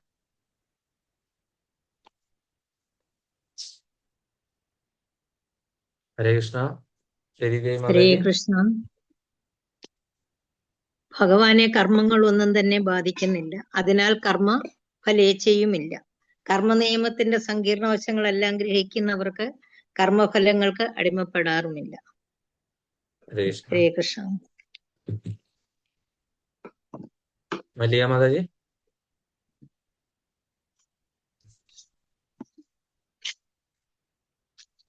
കേക്കത്തില്ല മാതാജി. പ്രകൃതി സഹജങ്ങളായ 3 വർണ്ണങ്ങളും പിന്നെ 4 കർമ്മങ്ങളും ഭഗവാൻ നിർമ്മിച്ചെങ്കിലും കൂടി ഭഗവാൻ അതിലൊന്നും ആസക്തനല്ല, ഭഗവാൻ അതിലൊന്നും ഉൾപ്പെടുന്നില്ല. ഭഗവാൻ സ്വതന്ത്രനായിട്ട് നിലനിൽക്കുന്നു. ഭഗവാൻ ഈ കർമ്മബന്ധങ്ങളിലൊന്നും തന്നെ പെടുന്നുമില്ല അല്ലെ? ഇതിന്റെ കർത്താവ് ഇല്ല. ഭഗവാന് അല്ല. ഇതിനെയൊക്കെ സൃഷ്ടിച്ചെങ്കിലും അല്ല. ഭഗവാനിന്റെ ആ ഒരു കർത്തൃത്വം ഏറ്റെടുക്കുന്നില്ല. ബാക്കി കാര്യങ്ങളൊക്കെ എന്താണ്? ഇല്ല. അത് സ്വയംഭരണാവകാശം കൊടുത്തിരിക്കുകയാണ് അല്ലെ പ്രകൃതിക്ക്. അതെ. ശിവി മാതാജി. ഹരേ കൃഷ്ണ. ഈ ഭഗവാനാണ് ഈ സൃഷ്ടികളുടെ, ഭൗതിക സൃഷ്ടികളുടെ പരമ കാരണം എന്ന് പറയുന്നത്. പക്ഷെ ആ കാരണം നമ്മൾ മനുഷ്യരായ ജന്തുക്കളെല്ലാം എല്ലാവരുടെയും അവരവന്റെ കർമ്മത്തിന് അവര് തന്നെയാണ് റെസ്പോൺസിബിളി. അവരുടെ ആ കർമ്മങ്ങളുടെ പ്രതികരണത്തിന് അവര് തന്നെയാണ് അധീനര്. പക്ഷെ ഭഗവാൻ ഒരു ഇത് കുറച്ച് നിബന്ധനകൾ ത്രിഗുണ ഇതിന്റെ വെച്ചിട്ടുണ്ട്, ഒരു കുറച്ച് നിബന്ധനകളൊക്കെ വെച്ചിട്ടുണ്ട്. അതുപോലെ തന്നെ ഭഗവാൻ ആരോടും പക്ഷഭേദമില്ല, എല്ലാം ഒരുപോലെയാണ്. അതുകൊണ്ട് സ്വകർമ്മങ്ങളുടെ ചുമതല അവർ ചെയ്യേണ്ടത് ഈ ജീവാത്മാക്കൾ തന്നെയാണ്. അപ്പം ശരിക്കും കൃഷ്ണാവബോധത്തിൽ കുറച്ചെങ്കിലും ഒരു അറിവുള്ളവർക്ക് ഇതിനെ പറ്റിയിട്ട് ഒരു ചെറിയൊരു ഐഡിയ ഉണ്ടാവും. അതിനനുസരിച്ച് കൃഷ്ണാവബോധത്തിലുള്ളവർ പ്രവർത്തിക്കുന്നു വിചാരിക്കുന്നു. ഹരേ കൃഷ്ണ. ഹരേ കൃഷ്ണ. അപ്പൊ നമുക്ക് ഇനി നിർത്താം. വാഞ്ചാകൽപതരൂപശ്ച കൃപാസന്ധഭ്യാപിച്ച പ്രധാനം പാവനേഭ്യോ വൈഷ്ണവേഭ്യോ നമോ നമഃ. അനന്തകോടി വൈഷ്ണവന്തി കി ജയ്, അനന്തകോടി ആചാര്യവന്തി കി ജയ്, രാമാചാര്യ ഹരിദാസ് ഠാക്കൂർ കി ജയ്. എല്ലാവർക്കും വരാഹ ദ്വാദശി ആശംസകൾ, അതുപോലെ തന്നെ നിത്യാനന്ദ ത്രയോദശി ആശംസകൾ. കഴിവതും അടുത്തുള്ള ക്ഷേത്രങ്ങളോ പോയി കൂടാനായിട്ട് സാധിക്കുന്നവരൊക്കെ നിത്യാനന്ദ ത്രയോദശി ഫിസിക്കലി പോയി പങ്കെടുക്കാൻ പറ്റുന്നവരൊക്കെ ഉണ്ടെങ്കിൽ പങ്കെടുക്കുക. ഹരേ കൃഷ്ണ. അല്ലെങ്കിൽ മായാപൂർ ടിവിയിൽ ഹരേ നോക്കി കൃഷ്ണ. കാണുക. മായാപൂർ ടിവിയിൽ നിത്യാനന്ദ ത്രയോദശി നോക്കി കാണുക, പോകാൻ പറ്റാത്തത്. ഹരേ കൃഷ്ണ. ഹരേ കൃഷ്ണ. ഹരേ കൃഷ്ണ. ഹരേ കൃഷ്ണ. ഹരേ കൃഷ്ണ. ഉത്തമ ഭക്തി രോഹിണി ദേവിദാസി മാതാജി.